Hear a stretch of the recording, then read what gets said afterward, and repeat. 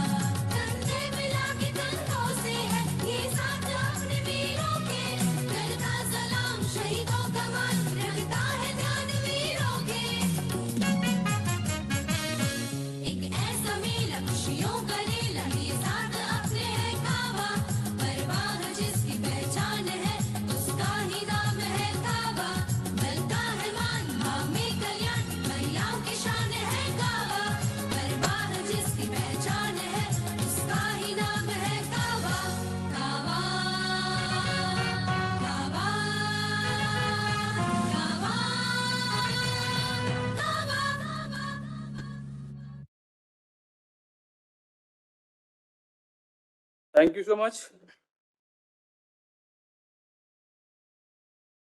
आदरणीय डॉक्टर अजिता थाउजेंड अध्यक्षा कावा, श्रीमती स्मिता अग्रवाल उपाध्यक्षा कावा, इस सभागार में उपस्थित कावा की सभी सम्मानित जोनल हेड्स तथा सीईसी सदस्याएं, ग्रुप सेंटर 2 अजमेर में उपस्थित इस कार्यक्रम की कोऑर्डिनेटर श्रीमती पूर्वी, पत्नी कमांडेंट श्री महेंद्र कुमार, आज के कार्यक्रम के मुख्य वक्ता डॉक्टर अनूप अत्रिया, वेबएक्स तथा फेसबुक एवं यूट्यूब के माध्यम से जुड़ी सीआरपीएफ के सभी रीजनल कावा हेड्स, वरिष्ठ अधिकारीगण, कार्मिक एवं उनके परिवारजनों का मैं युवराज कुमार, उप कमांडेंट सह ज्वाइंट सेक्रेटरी कावा, आप सभी का सीआरपीएफ मुख्यालय नई दिल्ली से हार्दिक अभिनंदन करता हूं।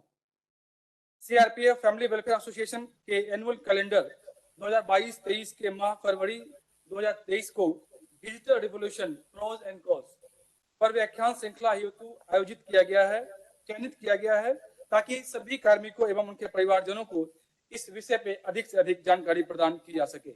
इस कार्यक्रम का लाइव प्रसारण सीआरपीएफ यूट्यूब चैनल एवं फेसबुक के माध्यम से भी किया जा रहा है। जैसा कि आप सभी जानते हैं कि डिजिटल इंडिया भारत सरकार की एक महत्वाकांक्षी अभियान है, जिसके तहत हर सरकारी सेवाओं को बेहतर ऑनलाइन इंफ्रास्ट्रक्चर के माध्यम से नागरिकों तक उपलब्ध कराया जा सके तथा देश को तकनीकी रूप से डिजिटली सक्षम बनाया जा सके।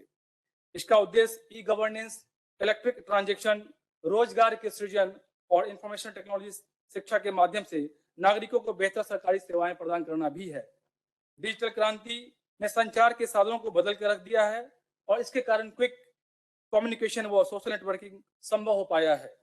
जहां डिजिटल रेवोल्यूशन के ज्यादातर फायदे हैं, वहीं कहीं न कहीं इसके दुरुपयोग से इसके नुकसान भी हैं। विषय को समझाने के लिए इस विषय पर इस माह के दौरान सीआरपीएफ के विभिन्न रीजनल कावा द्वारा अवेयरनेस एक्टिविटीज एवं लेक्चर सीरीज प्रोग्राम आयोजित करवाए गए हैं। आप सभी के सम्मुख प्रस्तुत है उन क्रियाकलापों की एक झलक और पॉइंट प्रेजेंटेशन के माध्यम से। मैं बारी बारी से नाम लेना चाहूंगा उन जगहों के जहां पर यह कार्यक्रम इस माह में कराए गए हैं।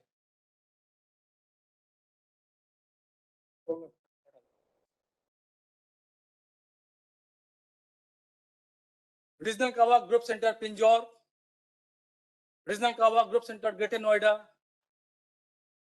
रीजनल कावा ग्रुप सेंटर सोनीपत, रीजनल कावा group centre Srinagar, group centre New Delhi, group centre Pallipuram, group centre Bangalore, group centre Bhopal, group centre Nagpur, group centre Pune, group centre Kathgodam, group centre Bhubaneswar, group centre Neemuch, group centre Muzaffarpur, group centre Sambalpur, group centre Bilaspur,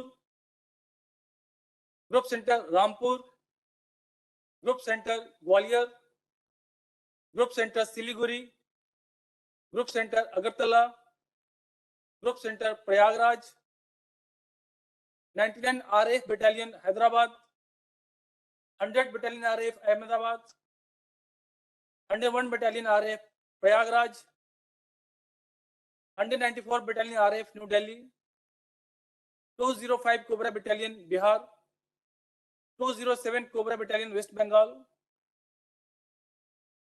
RTC Peringome, 3rd signal battalion Kolkata, 5th signal battalion Chandigarh. Thank you. So ये वो सारे जगह थे जहां पे इस माह इस विषय पे अलग अलग समय पे इस विषय से संदर्भित एक्टिविटीज कराए गए हैं।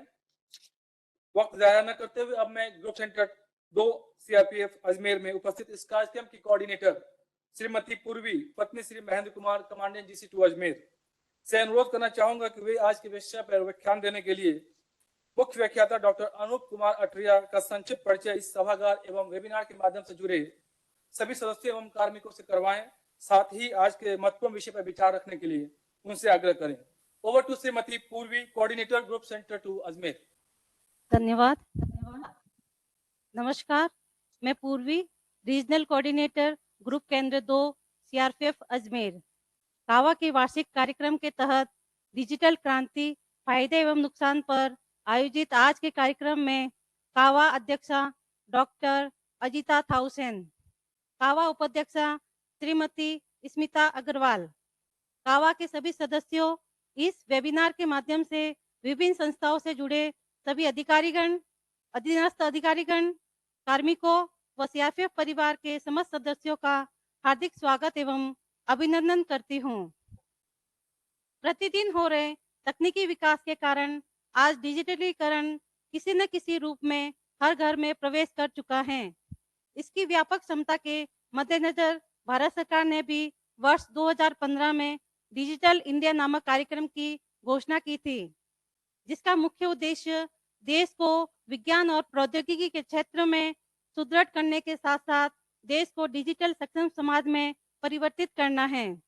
इस प्रोग्राम के 3 कोर घटक हैं: डिजिटल आधारभूत ढांचे का निर्माण करना, इलेक्ट्रॉनिक रूप से सरकारी सेवाओं को जनता तक पहुंचाना एवं डिजिटल साक्षरता।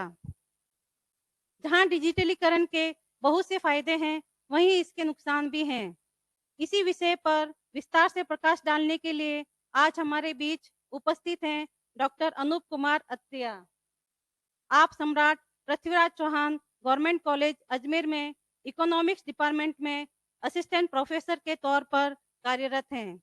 मैं संपूर्ण सीआरपीएफ परिवार की तरफ से आपका भी इस कार्यक्रम में हार्दिक स्वागत एवं अभिनंदन करती हूँ। डॉक्टर अनूप कुमार अत्रिया बचपन से ही प्रतिभावान रहे हैं एवं वर्ष 1996-97 में अपने स्कूल में बेस्ट स्टूडेंट के तौर पर चुने गए थे।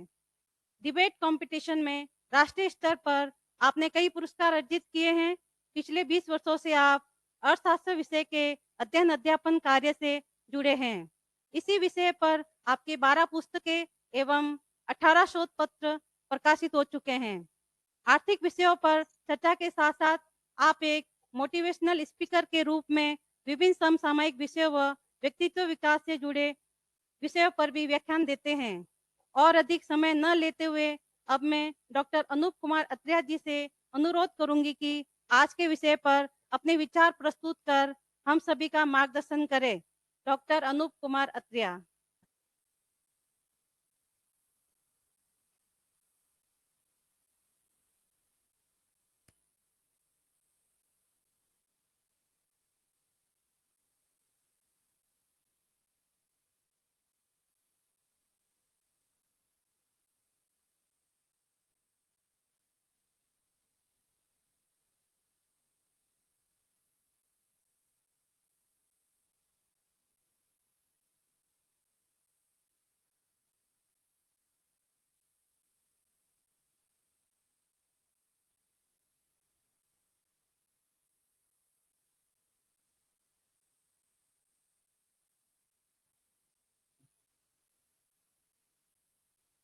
सीआरपीएफ वेलफेयर एसोसिएशन की अध्यक्षा डॉक्टर अजिता थाउसेन मैम, उपाध्यक्षा स्मिता मैम, साथ ही सीआरपीएफ वेलफेयर एसोसिएशन में देश के विभिन्न भागों से जुड़े सभी अधिकारीगण, उनके परिवार के सभी सदस्य, आप सभी को मैं हार्दिक अभिवादन करता हूं। और सबसे पहले मैं अध्यक्षा मैडम का हार्दिक धन्यवाद देना चाहता हूं, क्योंकि जो कावा एंथम मैंने सुना और उस एंथम के माध्यम से मुझे यह जानकारी प्राप्त हुई कि यह वेलफेयर एसोसिएशन कितनी गतिविधियों का आयोजन कर रहा है, जो व्यक्तित्व विकास से संबंधित है, पर्सनालिटी डेवलपमेंट से रिलेटेड है, वेलफेयर की काफी एक्टिविटीज हैं। तो मैं आपका हार्दिक आभारी हूं कि मुझे भी यह जानने का मौका मिला और आज एक प्लेटफॉर्म मिला जिससे हम एक ज्वलंत विषय पर चर्चा कर पाएंगे। और डिजिटल रिवॉल्यूशन, डिजिटल क्रांति, जिसकी बात आज हर कोई कर रहा है, उसके क्या बेनिफिट्स हैं, क्या चैलेंजेस हमारे सामने हैं और उन चैलेंजेस से हम किस तरीके से लड़ सकते हैं, कैसे आगे आने वाली जनरेशन को उसके लिए तैयार कर सकते हैं, आज इन्हीं सभी बिंदुओं पर हम चर्चा करने वाले हैं।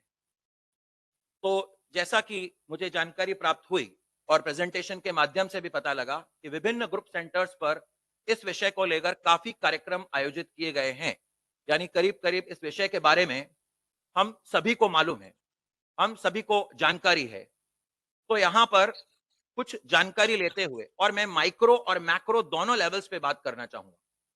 माइक्रो यानी हमारे व्यक्तिगत जीवन पर इसका क्या प्रभाव पड़ा है, और मैक्रो लेवल यानी हमारे राष्ट्र, हमारी अर्थव्यवस्था पर क्या प्रभाव पड़ा है, हमारे आर्थिक सामाजिक जीवन पर क्या प्रभाव पड़ा है, उसका एक विश्लेषण हम यहां पर करना चाहेंगे। डिजिटलाइजेशन या डिजिटल रिवॉल्यूशन, जैसा कि हम सब जानते हैं कि मैकेनिकल एनालॉग इलेक्ट्रॉनिक टेक्नोलॉजी से एक तरह से डिजिटल इलेक्ट्रॉनिक टेक्नोलॉजी पर यह शिफ्ट है। आम भाषा में कहें तो जो ट्रेडिशनल मैकेनिकल मेथड्स थे, उनसे अब पूरा देश, हम सब धीरे धीरे डिजिटल इलेक्ट्रॉनिक टेक्नोलॉजी की तरफ आ रहे हैं। और ऐसा कोई फील्ड नहीं है, ऐसा कोई क्षेत्र नहीं है जहां पर इसके प्रभाव देखे नहीं जा रहे। और यह सपना 1 जुलाई 2015 से इस देश ने देखना चालू किया, जब डिजिटल इंडिया प्रोग्राम, यह प्रोग्राम लॉन्च किया गया भारत सरकार द्वारा। उस वक्त ऐसा लगता भी था कि क्या यह डिजिटलाइजेशन का सपना जो देख रहे हैं हम, क्या पूरा होगा। लेकिन आज 7 वर्ष से ज्यादा इस प्रोग्राम को हो गए हैं और हम काफी कुछ ऐसी स्थिति में पहुंच चुके हैं कि हम उसका एक एनालिसिस कर सकते हैं, उसका एक विश्लेषण कर सकते हैं, जो प्रोग्रेस हुई है उसका मूल्यांकन कर सकते हैं।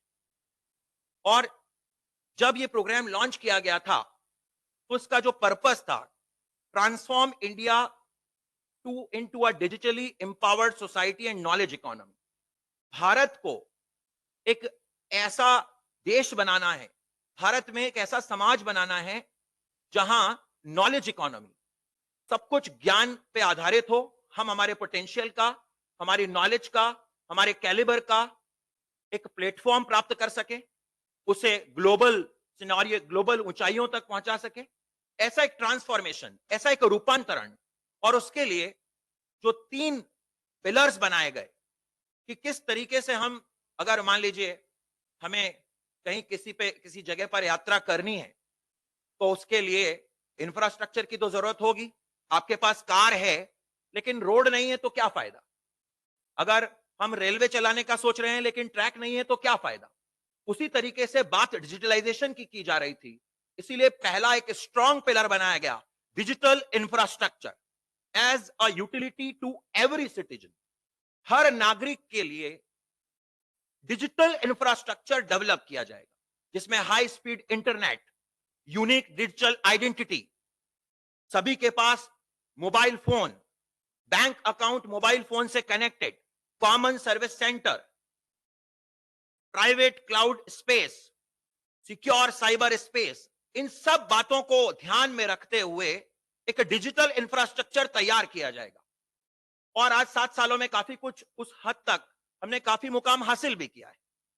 इसी तरीके से दूसरा जो पिलर था, governance and services on demand, minimum government maximum governance, किस तरीके से सरकार की सभी योजनाओं का लाभ आम जनमानस तक पहुंचे, मिडिलमैन का रोल खत्म हो, बिचौलियों का रोल खत्म हो, सिस्टम में ट्रांसपेरेंसी हो, पारदर्शिता हो, ये सब ध्यान में रखते हुए governance and services on demand, आपकी आवश्यकता के हिसाब से, और इसके लिए integrated services, portable citizen entitlements, ease of doing business, financial transactions, इन सब के लिए बेस तैयार किया।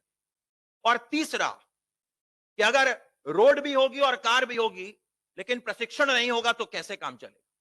तो तीसरा पिलर आता है डिजिटल एम्पावरमेंट ऑफ सिटीजन्स, कि लोगों को जागरूक बनाना, लोगों को अवेयर करना, उन्हें डिजिटली लिटरेट करना, साक्षर बनाना, डिजिटल रिसोर्सेज के बारे में जानकारी देना, लैंग्वेजेस के बारे में बताना, सरकार की गतिविधियों में, कार्यक्रमों में किस प्रकार से वो पार्टिसिपेशन कर सकते हैं उनके बारे में जानकारी देना।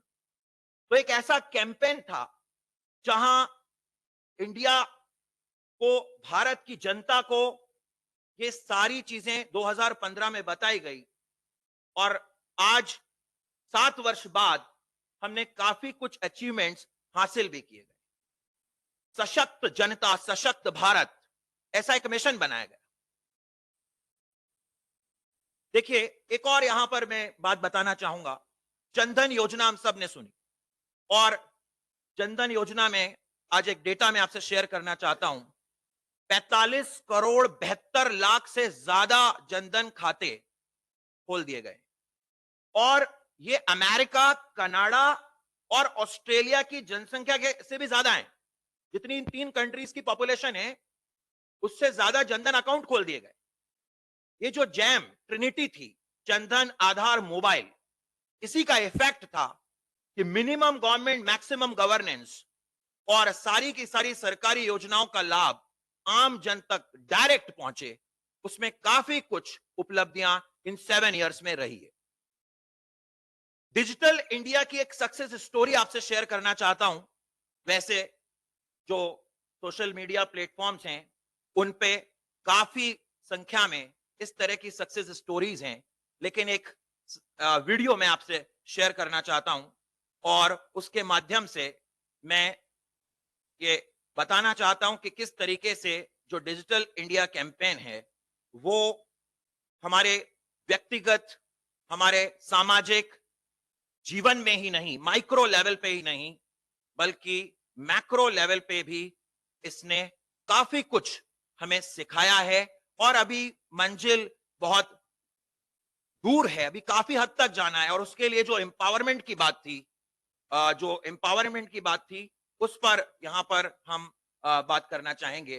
तो एक वीडियो है जिसमें आप देखेंगे कि डिजिटल इंडिया ने ट्रेड है, कॉमर्स है, एग्रीकल्चर है, चाहे सर्विस सेक्टर है, तीनों सेक्टर्स को ले लीजिए, आम जन को ले लीजिए, शिक्षा ले लीजिए, चिकित्सा ले लीजिए, चाहे पेंशन किस प्रकार से पहुंच रही है, उन सभी को इंक्लूड करते हुए किस प्रकार भारत ने अपनी यात्रा तय की है, उसकी एक झलकी मैं आपको इसके माध्यम से शेयर करता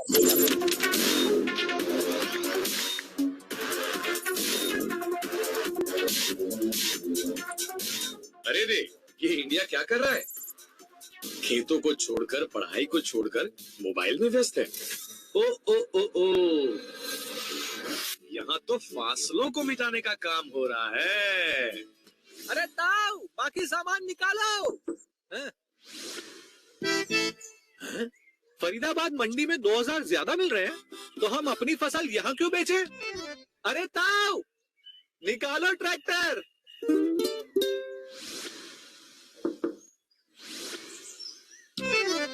पापा, स्कॉलरशिप के पैसे आ गए। इतना जल्दी? हाँ।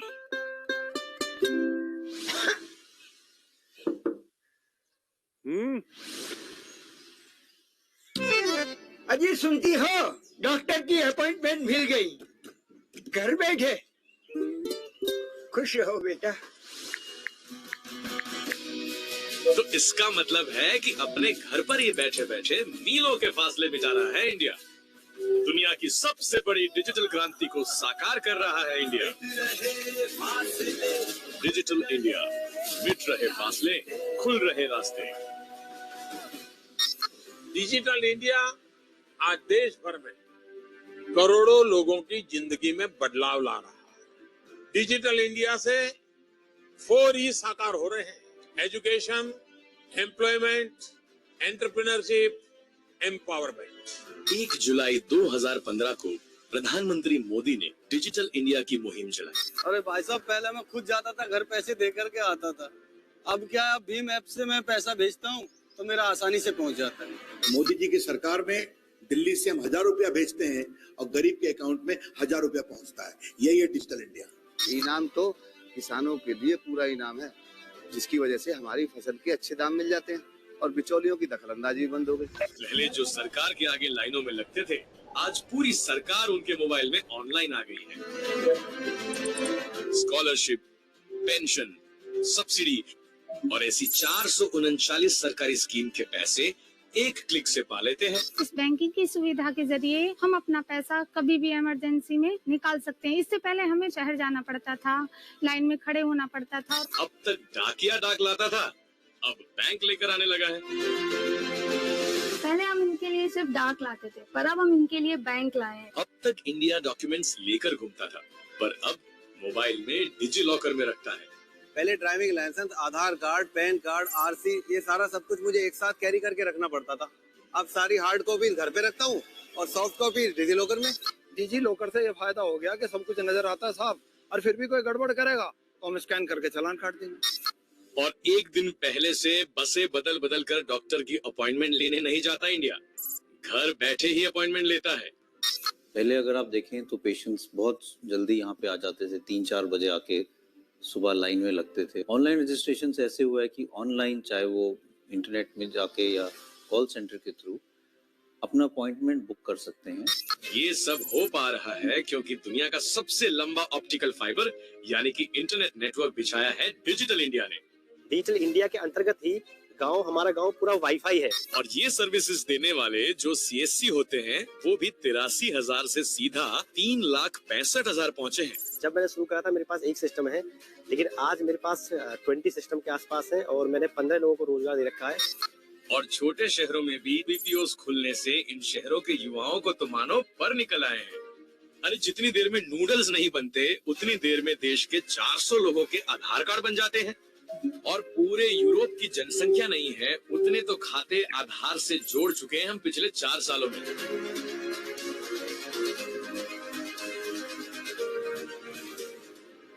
अब तक आईटी और इलेक्ट्रॉनिक्स का इंपोर्टर इंडिया अब बड़ा एक्सपोर्टर बन रहा है। अब इनोवेशन से न्यू इंडिया का फासला मिटा रहे हैं। फासले अमीर और गरीब के, डॉक्टर और मरीज के, सरकार और जनता के खुद से और दिलों के दिलों से।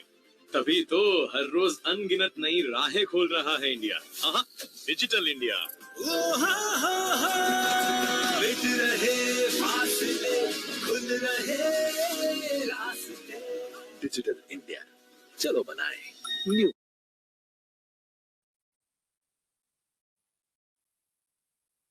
तो ये आपने देखा कि पावर टू एम्पावर, ये है डिजिटल इंडिया। और कई बार सवाल आता है कि अगर डिजिटल इंडिया नहीं होता तो क्या होता। ऐसा कई बार आता है, डिजिटल इंडिया नहीं होता तो क्या होता। डिजिटल इंडिया नहीं होता तो क्या डायरेक्ट बेनिफिट ट्रांसफर से पूरा पैसा खातों में आता। डिजिटल इंडिया नहीं होता तो क्या सारे डॉक्यूमेंट्स मोबाइल में नजर आते। डिजिटल इंडिया नहीं होता तो आज जिस डेटा के बेस पर हम सारे काम कर रहे हैं वो आज एक प्लेट चाट जो हम बाजार से खरीदते हैं उससे भी सस्ता हो गया है। तो ये सारे जो अचीवमेंट्स हैं और ये सारे चेंजेस हैं, ये जो सारे परिवर्तन हैं, ये हमें आज देखने को मिल रहे हैं। कुछ डेटा की बात मैं करना चाहूंगा। 692 million internet users in India at the start of 2023। 2023 जब ये नया वर्ष प्रारंभ हुआ उस वक्त 692 मिलियन इंटरनेट यूजर भारत में और 467 मिलियन सोशल मीडिया यूजर्स जनवरी 2023 में, जो कि 32.8% है हमारी टोटल पॉपुलेशन का। 1.10 billion cellular mobile connections. Average mobile internet connection speed जो इंडिया की वो 3.87 एमबीपीएस। ये जो आंकड़े हैं ये अपने आप में इन 7 सालों में जो प्रोग्रेस हुई है उसके बारे में बताते। अगर डिजिटल इंडिया नहीं होता तो हम सरकार के पीछे ही भाग रहे होते, लेकिन आज जैसा मैंने कहा minimum government maximum governance. Electronics का इंपोर्ट जो हम पहले कर रहे थे अब हम एक्सपोर्ट वाली कैटेगरी में आ गए और इसका भी ऑब्जेक्टिव बनाया गया है कि over a period of time करते करते हमें नेट जीरो इंपोर्ट के टारगेट को हासिल कर लेना है। स्टार्टअप्स की बात करें तो डिजिटल इंडिया से पहले बहुत कम स्टार्टअप थे, आज 70,000 से अधिक स्टार्टअप काम कर रहे हैं। ये हमारे कुछ टूल्स हैं डिजिटलाइजेशन के जिससे हम सभी भली भांति परिचित हैं। मोबाइल फोन, क्लाउड स्टोरेज की बात करें, सोशल मीडिया प्लेटफॉर्म्स की बात करें। और अब मैं बात करना चाहता हूं क्योंकि मैक्रो लेवल पे जो चेंजेस हैं उनको हम देख रहे हैं। देखिए, एक आम व्यक्ति के लिए और एक देश के लिए जो 4 उद्देश्य होते हैं, एक होता है ग्रोथ, वृद्धि। एक आम आदमी भी ये चाहता है कि मेरी ग्रोथ हो, और ग्रोथ केवल इकोनॉमिक नहीं है, आर्थिक नहीं, मेरा ज्ञान भी बढ़े, मेरी नॉलेज भी बढ़े, साथ में इनकम भी बढ़े, साथ में जो स्ट्रक्चरल चेंजेस चाहिए हमें, इंस्टीट्यूशनल चेंजेस चाहिए वो भी हो। उसी तरीके से एक देश भी चाहता है कि उसकी प्रोडक्शन कैपेसिटी बढ़े, over a period of time rise in the production capacity. एक समय के साथ उत्पादन क्षमता का विस्तार होना चाहिए। जैसे हम चाहते हैं कि जो काम हम आज कर रहे हैं आगे आने वाले टाइम में हम उसको और अच्छे तरीके से करें, और एफिशिएंट तरीके से करें, और पूरी एनर्जी से करें, और उसके लिए हमें समय के साथ चलना पड़ेगा। और डिजिटलाइजेशन वही रिवोल्यूशन। हम सबको मालूम है कि ऐसे कुछ आविष्कार हुए हैं जिनको आज भी पूरा संसार याद करता है, चाहे वो आग का आविष्कार हो या पहिए का आविष्कार। और ये जो डिजिटल क्रांति है ये भी एक ऐसा ही आविष्कार है जिसके साथ चलना पड़ेगा। इसी तरीके से दूसरी अगर हम बात करते हैं सेल्फ रिलायंस, आत्मनिर्भर होना। एक देश भी चाहता है कि वो आत्मनिर्भर बने, और आत्मनिर्भरता की दिशा में ये डिजिटलाइजेशन एक बहुत ही इंपॉर्टेंट इंस्ट्रूमेंट साबित हो रहा है। और आज हम भी आत्मनिर्भर होते जा रहे हैं। जैसे जैसे हम इन टेक्निक्स को अडॉप्ट कर रहे हैं और बैलेंस तरीके से चल रहे हैं, तो काफी कुछ ऐसे काम हैं जो अब हम खुद कर लेते हैं, हमें किसी और की जरूरत नहीं होती, मिडिल मैन का रोल खत्म हो गया है।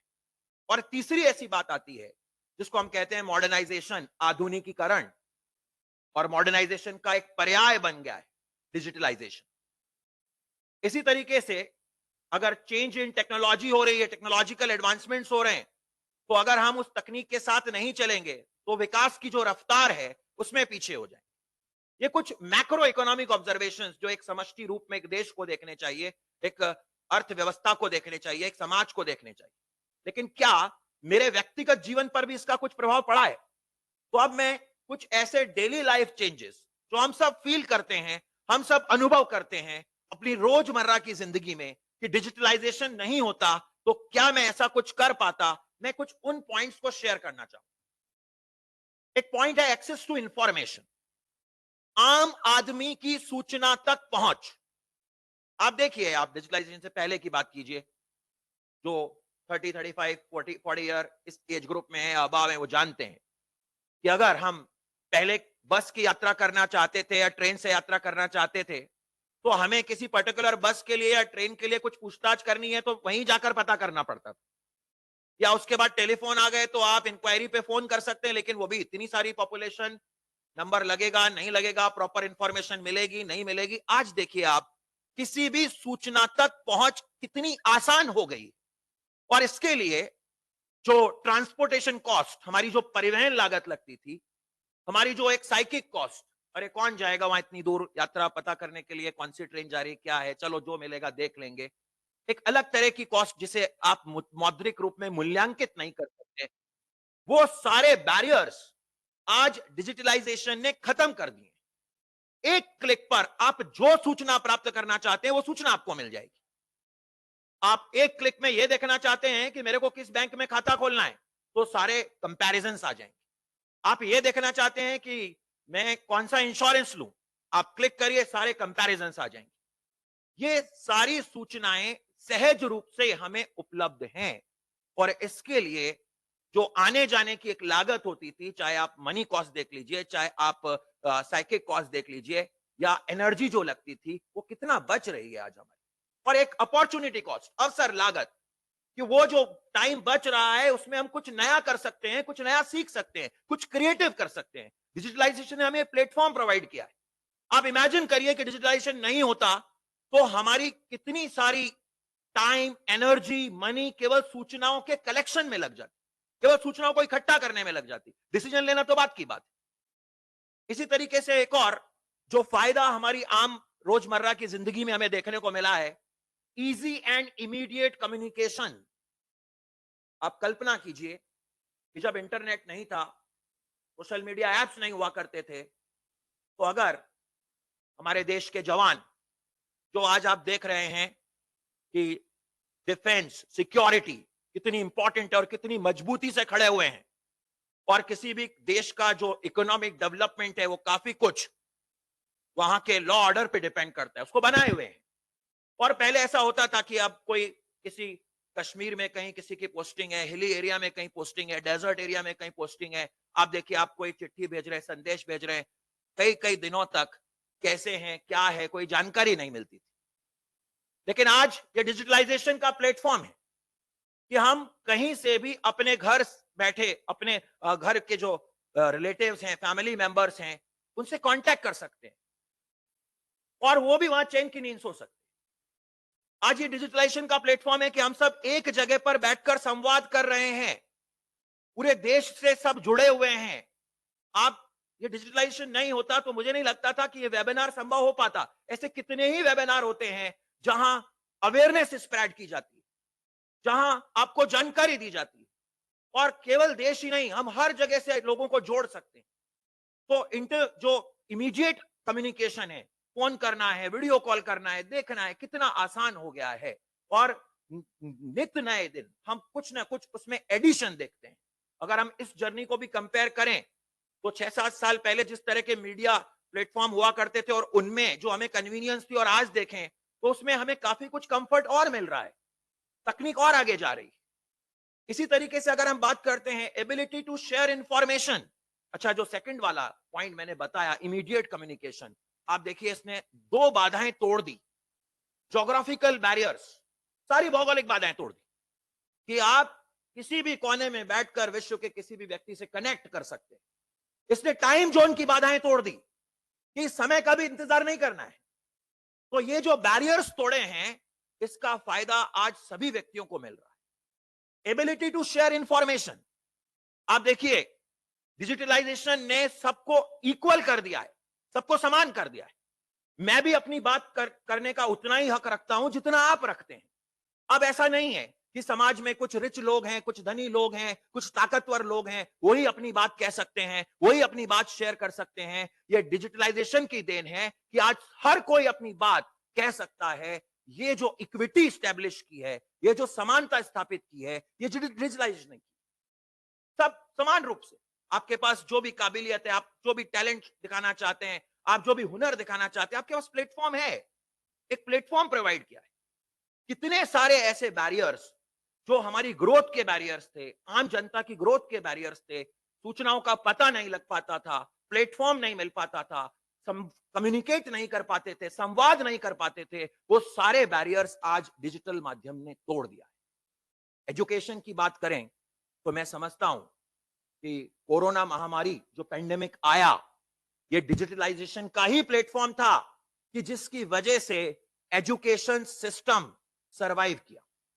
अब देखिए थोड़ा बहुत समय लगा एडजस्टमेंट में, उसके बाद ऑनलाइन क्लासेस चालू हो गई, सारे इंस्टीट्यूशंस, कॉलेजेस, स्कूल्स सभी उसमें बिजी हो गए और सब अपना अपना प्लेटफॉर्म तैयार के स्टूडेंट्स को एंगेज कर दिया। आप देखिए, आप सोचिए 2015 में अगर ये इंफ्रास्ट्रक्चर खड़ा नहीं होता तो क्या हम इस पेंडेमिक का मुकाबला कर सकते थे?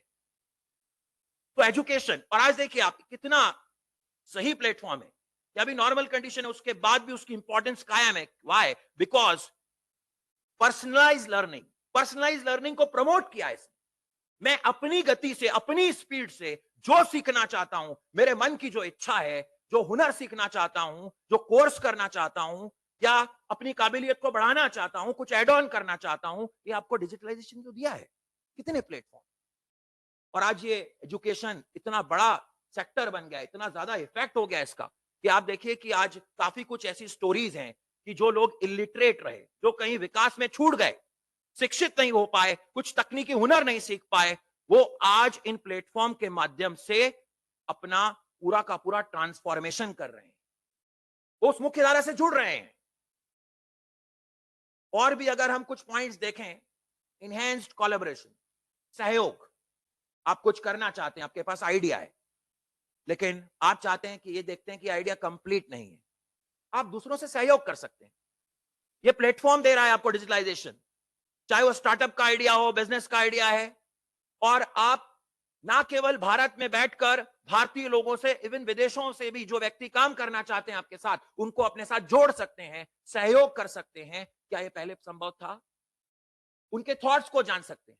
अगर मैं किसी एक पर्टिकुलर स्पेसिफिक एरिया में अपना एक बिजनेस थॉट रखता हूं और मेरा वो थॉट ऑस्ट्रेलिया में बैठे किसी व्यक्ति से मिलता है या इंग्लैंड में बैठे किसी व्यक्ति से मिलता है, तो मैं सहयोग क्यों नहीं कर सकता? ग्लोबल कंसर्न भी यहां पर, क्रिटिकल थिंकिंग, हमारी सोच को वैज्ञानिक बनाया है। आप देखिए, आपके सामने किसी तरह की कोई घटना होती है, उसकी कोई न्यूज आती है, आप अपने क्या विचार रखते हैं, तो अभी आप क्या कर सकते हैं, ये डिजिटलाइजेशन, ये जो प्लेटफॉर्म दे रहा है, हम उस किसी भी मुद्दे पर अलग अलग लोगों के रिएक्शंस देख सकते हैं, क्या प्रतिक्रियाएं आ रही, कौन क्या कह रहा है, और किसी से इफेक्ट हम पर नहीं पड़ने वाला। उन सब को सकारात्मक नकारात्मक रूप से एनालाइज करते हुए, विश्लेषण करते हुए हम अपनी बात रख सकते हैं कि ये मेरा थॉट। ये क्रिटिकल थिंकिंग की ये जो अप्रोच है, ये डिजिटाइजेशन की दे। फास्टर फाइनेंशियल एक्सचेंज, मैं समझता हूं कि शायद ही कोई होगा जो इन फाइनेंशियल एक्सचेंजेस से, इन वित्तीय विनिमयों से अछूता रहा होगा। अब देखिए हमारे रोजमर्रा के काम, जहां डिजिटल पेमेंट हम कर रहे हैं और बड़ा आसानी से कर रहे हैं, और इसमें कहीं कोई लिटरेसी कि आपको कहीं बहुत अच्छी बहुत पुस्तकें पढ़नी है, कहीं ट्रेनिंग लेनी है, ऐसा नहीं है। धीरे धीरे सीखते सीखते सब लोग इस डिजिटल पेमेंट में आ गए, तो फाइनेंशियल एक्सचेंज बड़ा फास्ट हो गया है। और मेरे पास एक डेटा जो मैंने कुछ समय पहले ही मुझे पता लगा कि 40% हमारा जो जितना वर्ल्ड का जो फाइनेंशियल ट्रांसफर्स होते हैं, जो यूपीआई पेमेंट्स होते हैं, उसमें 40% कंट्रीब्यूशन इंडिया दे रहा है। अब देखिए 40% कंट्रीब्यूशन। जब ये प्रोग्राम लॉन्च हुआ तो इस तरह की क्वेश्चंस भी रेज किए जाते थे कि गरीब लोग कैसे करेंगे, लेकिन आज हम देखते हैं कि हम अगर किसी मार्केट में जा रहे हैं, मॉल में जा रहे हैं, वहां पे भी हमें देखने को मिल रहा है। ठीक है, क्यू से क्यूआर कोड तक पहुंचा दिया है डिजिटलाइजेशन ने। अभी लाइन नहीं, ऑनलाइन हो गए हैं। तो वही हमें, जब हम किसी छोटे मार्केट में जा रहे हैं, जो वेंडर्स हैं छोटे छोटे, वहां पे भी हमें वो क्यूआर कोड देखने को मिल जाता है। तो फाइनेंशियल एक्सचेंज कितना फास्ट हो गया है, ट्रांसपेरेंट हो गया है। इसी तरीके से दो ऐसे एरियाज हैं जहां जितनी बात की जाए उतना कम है, क्योंकि ये दो ऐसे एरियाज हैं जिन पे अलग से भी वेबिनार का आयोजन किया जा सकता है। उनको मैं लेता हूं बाद में। कुछ, एक तो है बैंकिंग और दूसरा है हेल्थ। उससे पहले सुनाई दे रहा, अरे ये सुनाई दे रहा। ओके, उससे पहले कुछ और हम पॉइंट्स देखते हैं डेली लाइफ के। एंटरटेनमेंट, मनोरंजन। हमें ये भी टाइम याद आता है कि घर में एक टेलीविजन है और घर में अगर 5-6 सदस्य हैं, तो हम देखते हैं कि कोई मैच देखना चाहता है, लेकिन उसी वक्त किसी का कोई फेवरेट सीरियल आ रहा होता था। उसी वक्त बच्चे जिद करते हैं कि नहीं, हमारे को तो ये देखना है, कार्टून देखने हैं अपने। उसी वक्त परिवार का कोई अन्य सदस्य कुछ और देखना चाहता है, तो किसी न किसी को तो त्याग करना ही पड़ता था। लेकिन आज ये डिजिटलाइजेशन का प्लेटफॉर्म है कि हम अपने हिसाब से अपने फ्री समय में, कई बार ऐसा भी होता था कि कोई पर्टिकुलर प्रोग्राम आ रहा है लेकिन हम उस वक्त में अवेलेबल नहीं है और हमें बड़ा बुरा लगता था कि अरे यार वो छूट गया मेरा। लेकिन अपने समय में अपने हिसाब से एंटरटेनमेंट कर सकते हैं, मनोरंजन कर सकते हैं। कितने सारे प्लेटफॉर्म है, आप देख रहे हैं सब स्क्रीन पर। लेकिन इसके कुछ लिमिटेशंस भी हैं जिनको मैं बाद में लूं। लेकिन एंटरटेनमेंट कि आपको जितना आपने स्लॉट फिक्स किया हुआ है अपना 20 मिनट्स 30 मिनट्स, वो आप अपने हिसाब से देख सकते हैं। एक और हमने देखा जो कोरोना के बाद, वर्क लाइफ बैलेंस, काम और जीवन जो हमारा चल रहा है, जो परिवार जो चल रहा है, उसके बीच में संतुलन कैसे स्थापित किया। तो कोविड के वक्त सबको वर्क फ्रॉम होम करना पड़ा, डिजिटल प्लेटफॉर्म पे काम करना पड़ा, और उसके बाद जब नॉर्मल सिचुएशंस हुई तो इस तरह की स्टैटिस्टिक्स सामने आई और इस तरह की जानकारी सामने आई कि कई बड़ी बड़ी कंपनियों ने कर्मचारियों को कहा कि अगर आप काम घर से कर रहे हैं और उसी एफिशिएंसी से कर रहे हैं, तो हमें इस बात से कोई फर्क नहीं पड़ता कि आप ऑफिस आए या घर से करें। और आज कई जगह पर ऐसा हो रहा है कि काम पुणे की कंपनी के लिए हो रहा है, काम दिल्ली की कंपनी के लिए हो रहा है, मुंबई की कंपनी के लिए हो रहा है, लेकिन आप अपने घर पे बैठकर काम कर रहे हैं, अपनी फैमिली को, अपने पेरेंट्स को, अपने बच्चों को भी टाइम दे रहे हैं और काम भी हो रहा है। ये जो वर्क कल्चर का एक चेंज हुआ है, ये जो वर्क लाइफ बैलेंस आया है, ये जो कार्य संस्कृति का संतुलन आया है, ये भी डिजिटलाइजेशन की वजह से ही पॉसिबल हो पाया।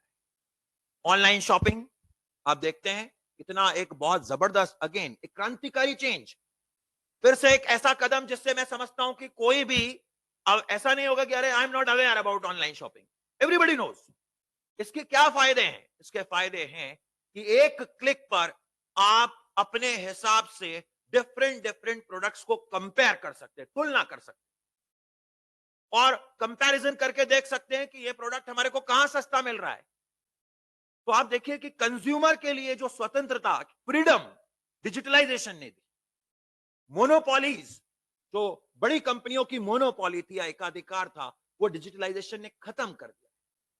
और इसमें काफी कुछ चीजें ऐसी आती है, आप मंगा लें, बाद में आप पैसा दें। हम तो चाहते ही है कि प्रोडक्ट आए और पहले देखें और बाद में पैसा के, और नहीं आए तो वापस दे देते। आप देखिए कितनी सारी ये चीजें जुड़ी हुई है इसके साथ। और जब आईटी सेक्टर की बात होती है तो नई जॉब अपॉर्चुनिटीज आती है, वहां पर आपको टेक्निकल लोगों की जरूरत होती है। आप खुद इन प्लेटफॉर्म्स का यूज करके अपने टैलेंट को आगे लेकर अपने लिए जॉब क्रिएटर बन सकते हैं। ये कुछ चेंजेस जो हमारी लाइफ में आए।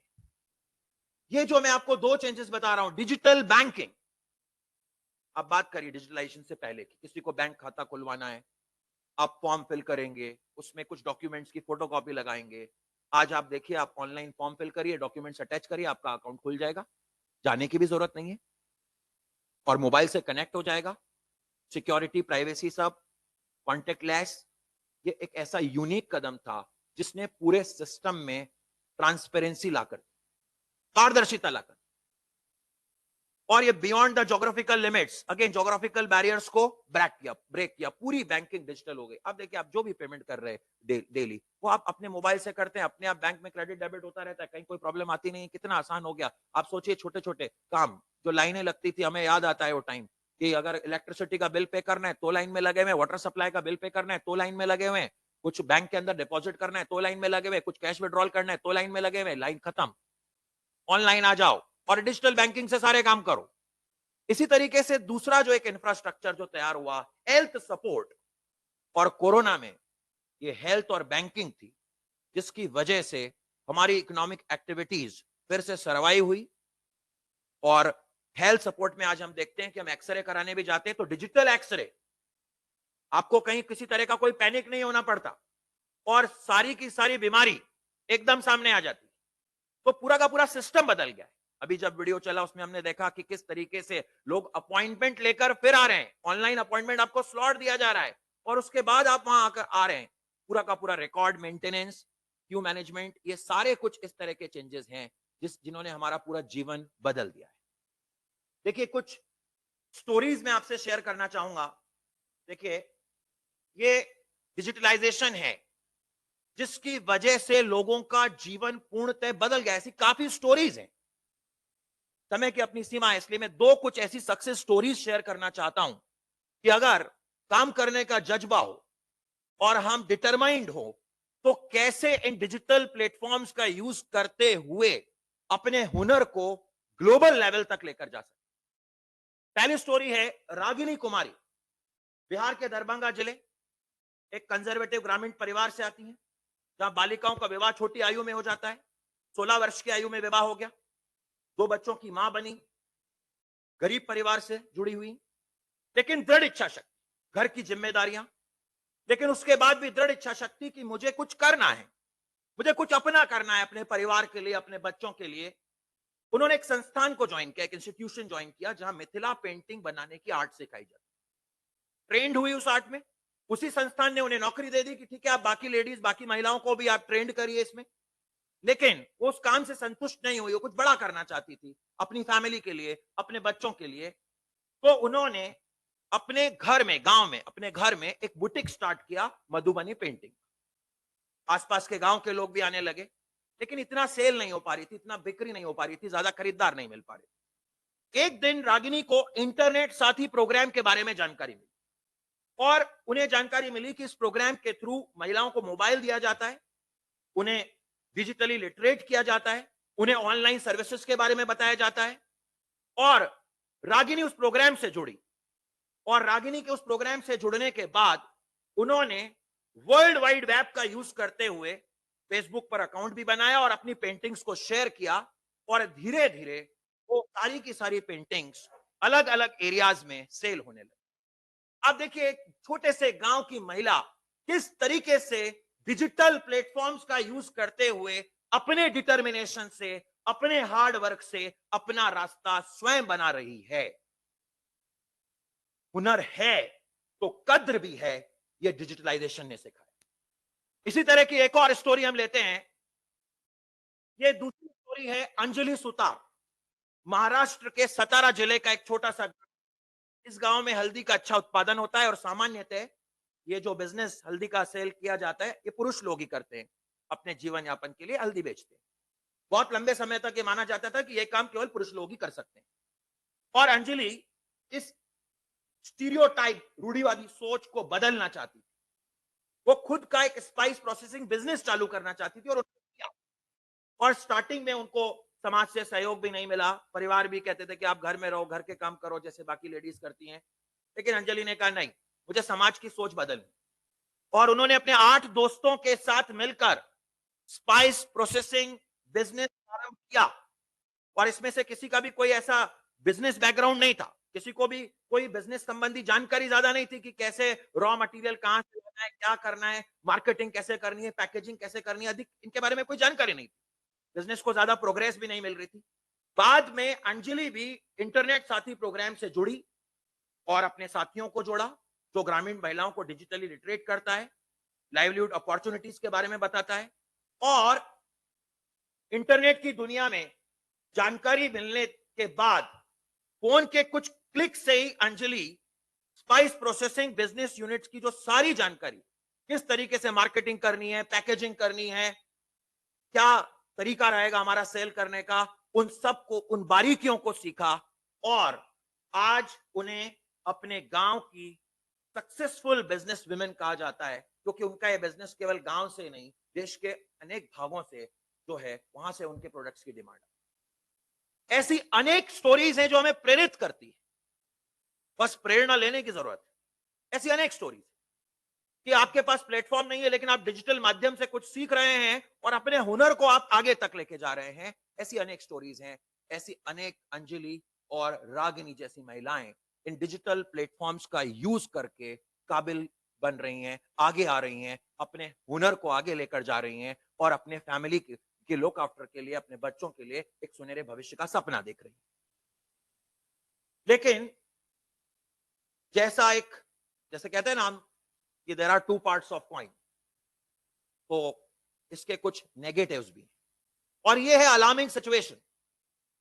ये जरूरत है कि क्या रोजमर्रा के इन कामों में डिजिटलाइजेशन का प्रयोग करते करते कहीं ऐसा तो नहीं है कि हम डिजिटल ट्रैप में फंस रहे हैं, हम सही गलत का निर्णय नहीं ले पा रहे हैं।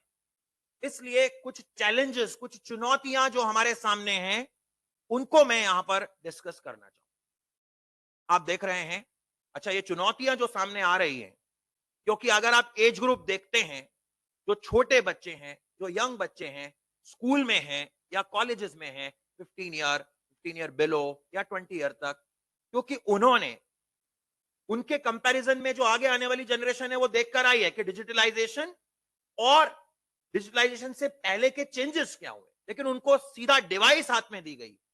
इसी वजह से ये चेंजेस आज हमें देखने को मिल रहे हैं और इनसे काफी अलर्ट रहने की जरूरत है। पहला जो एस्पेक्ट मैं ले रहा हूं, behavioural aspect and social dynamics, व्यवहार में परिवर्तन, हमारी सामाजिक संरचना में परिवर्तन। हम देख रहे हैं कि ज्यादा सोशल मीडिया का प्रयोग करने से या गैजेट्स के साथ ज्यादा रहने से जो एक व्यवहार जो हम चाहते हैं, जिस तरह का जनरेट होना चाहिए, जिस तरह का एक बिहेवियर रहना चाहिए, वो काफी कुछ चेंजेस हमें देखने को मिलते हैं। कई बार ऐसा भी होता है कि आप अपना एक rational time table slot set नहीं कर पाते और उस वजह से एक्सेस में जब आप उन डिवाइसेस का यूज करते हैं तो व्यवहारिक परिवर्तन होते और धीरे धीरे वो बिहेवियरल चेंजेस कब साइकोलॉजिकल चेंजेस में कन्वर्ट हो जाते हैं और कब हम मानसिक रूप से बीमार होने लगते हैं, इसकी जानकारी हमें होती नहीं है। तो एक हिडन गोस्ट है कि बहुत देर हो जाती है कई बार उसको एनालाइज करते करते। पैसिव सोसाइटी, ठीक है, हमारे पास मैसेज आ गया, हमने फॉरवर्ड कर दिया, लेकिन जो एक अटैचमेंट होना चाहिए, ये जो मैसेज आना फॉरवर्ड, या हम देखते हैं कि अब ये कैसा है, अगर आप जुड़ गए हैं तो मेरा एनालिसिस भी रहा है और मेरी काफी लोगों से बात भी हुई है कि अगर हम किसी भी सोशल मीडिया प्लेटफॉर्म पे जुड़े हुए हैं और उन ऐप से जुड़े मैसेजेस को देख लें या स्टेटस को देख लें, कब 3 घंटे 2 घंटे निकल जाते हैं कुछ पता ही नहीं लगता। तो प्रोडक्टिविटी और इनमें फर्क करने की जरूरत है। यहीं पर तीसरी बात जो आती है, weakening of social skills, social isolation, digital trap, screen time, ये कुछ ऐसे चैलेंजेस हैं। आप देखिए कि परीक्षा पे चर्चा ऐसा एक कार्यक्रम होता है और हमारे प्रधानमंत्री जी ने वो कार्यक्रम जब लिया उसमें भी इस टॉपिक को डिस्कस किया कि एवरेज 6 आवर्स स्क्रीन टाइम, कि 6 घंटे औसतन हम स्क्रीन के सामने बिता रहे हैं, तो कहां से हम कम्युनिकेट कर पाएंगे। इस तरह के भी एग्जांपल आते हैं, फैमिली में रहने वाले 4-5 लोग हैं लेकिन वो आपस में एक दूसरे को एक अलग अलग रूम से मैसेज कर रहे हैं, खाना बन गया क्या, ब्रेकफास्ट रेडी है क्या, ठीक है, उठाने के लिए फोन किया जा रहा है। तो ये जो एक सोशल आइसोलेशन हम क्रिएट कर रहे हैं, ये एक बहुत बड़ा चैलेंज है कि क्या हम यहां कुछ रेमेडीज, कुछ मेजर्स अडॉप्ट कर सकते हैं।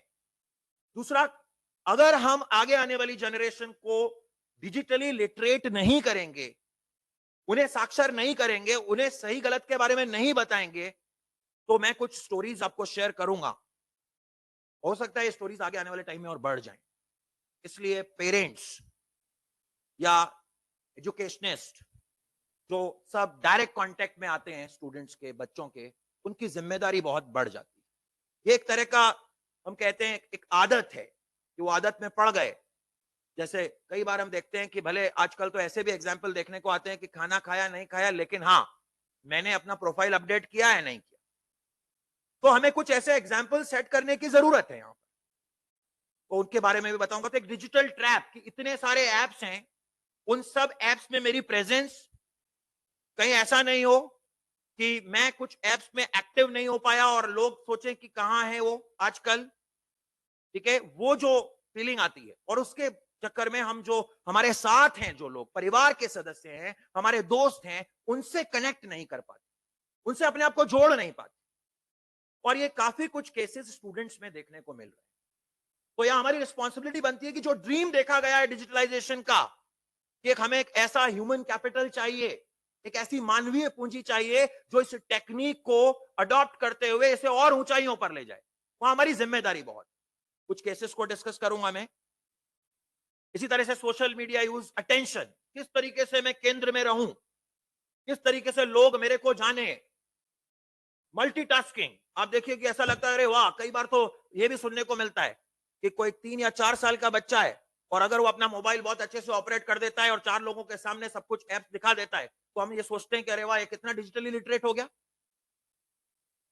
मैं एक उदाहरण देना चाहूंगा कि अगर घर में साइकिल हुआ करती थी और जब छोटा बच्चा होता था तो हम भी स्टेप बाय स्टेप ही चलते थे। हम कहते थे अच्छा बेटा, पहले अब ठीक है, आप थोड़े ठीक हो गए हो तो अब ये वाली साइकिल चलाओ। एक थोड़ा खिलौने वाली साइकिल ला कर देते थे, वो अपने घर में ही घुमा लेता था।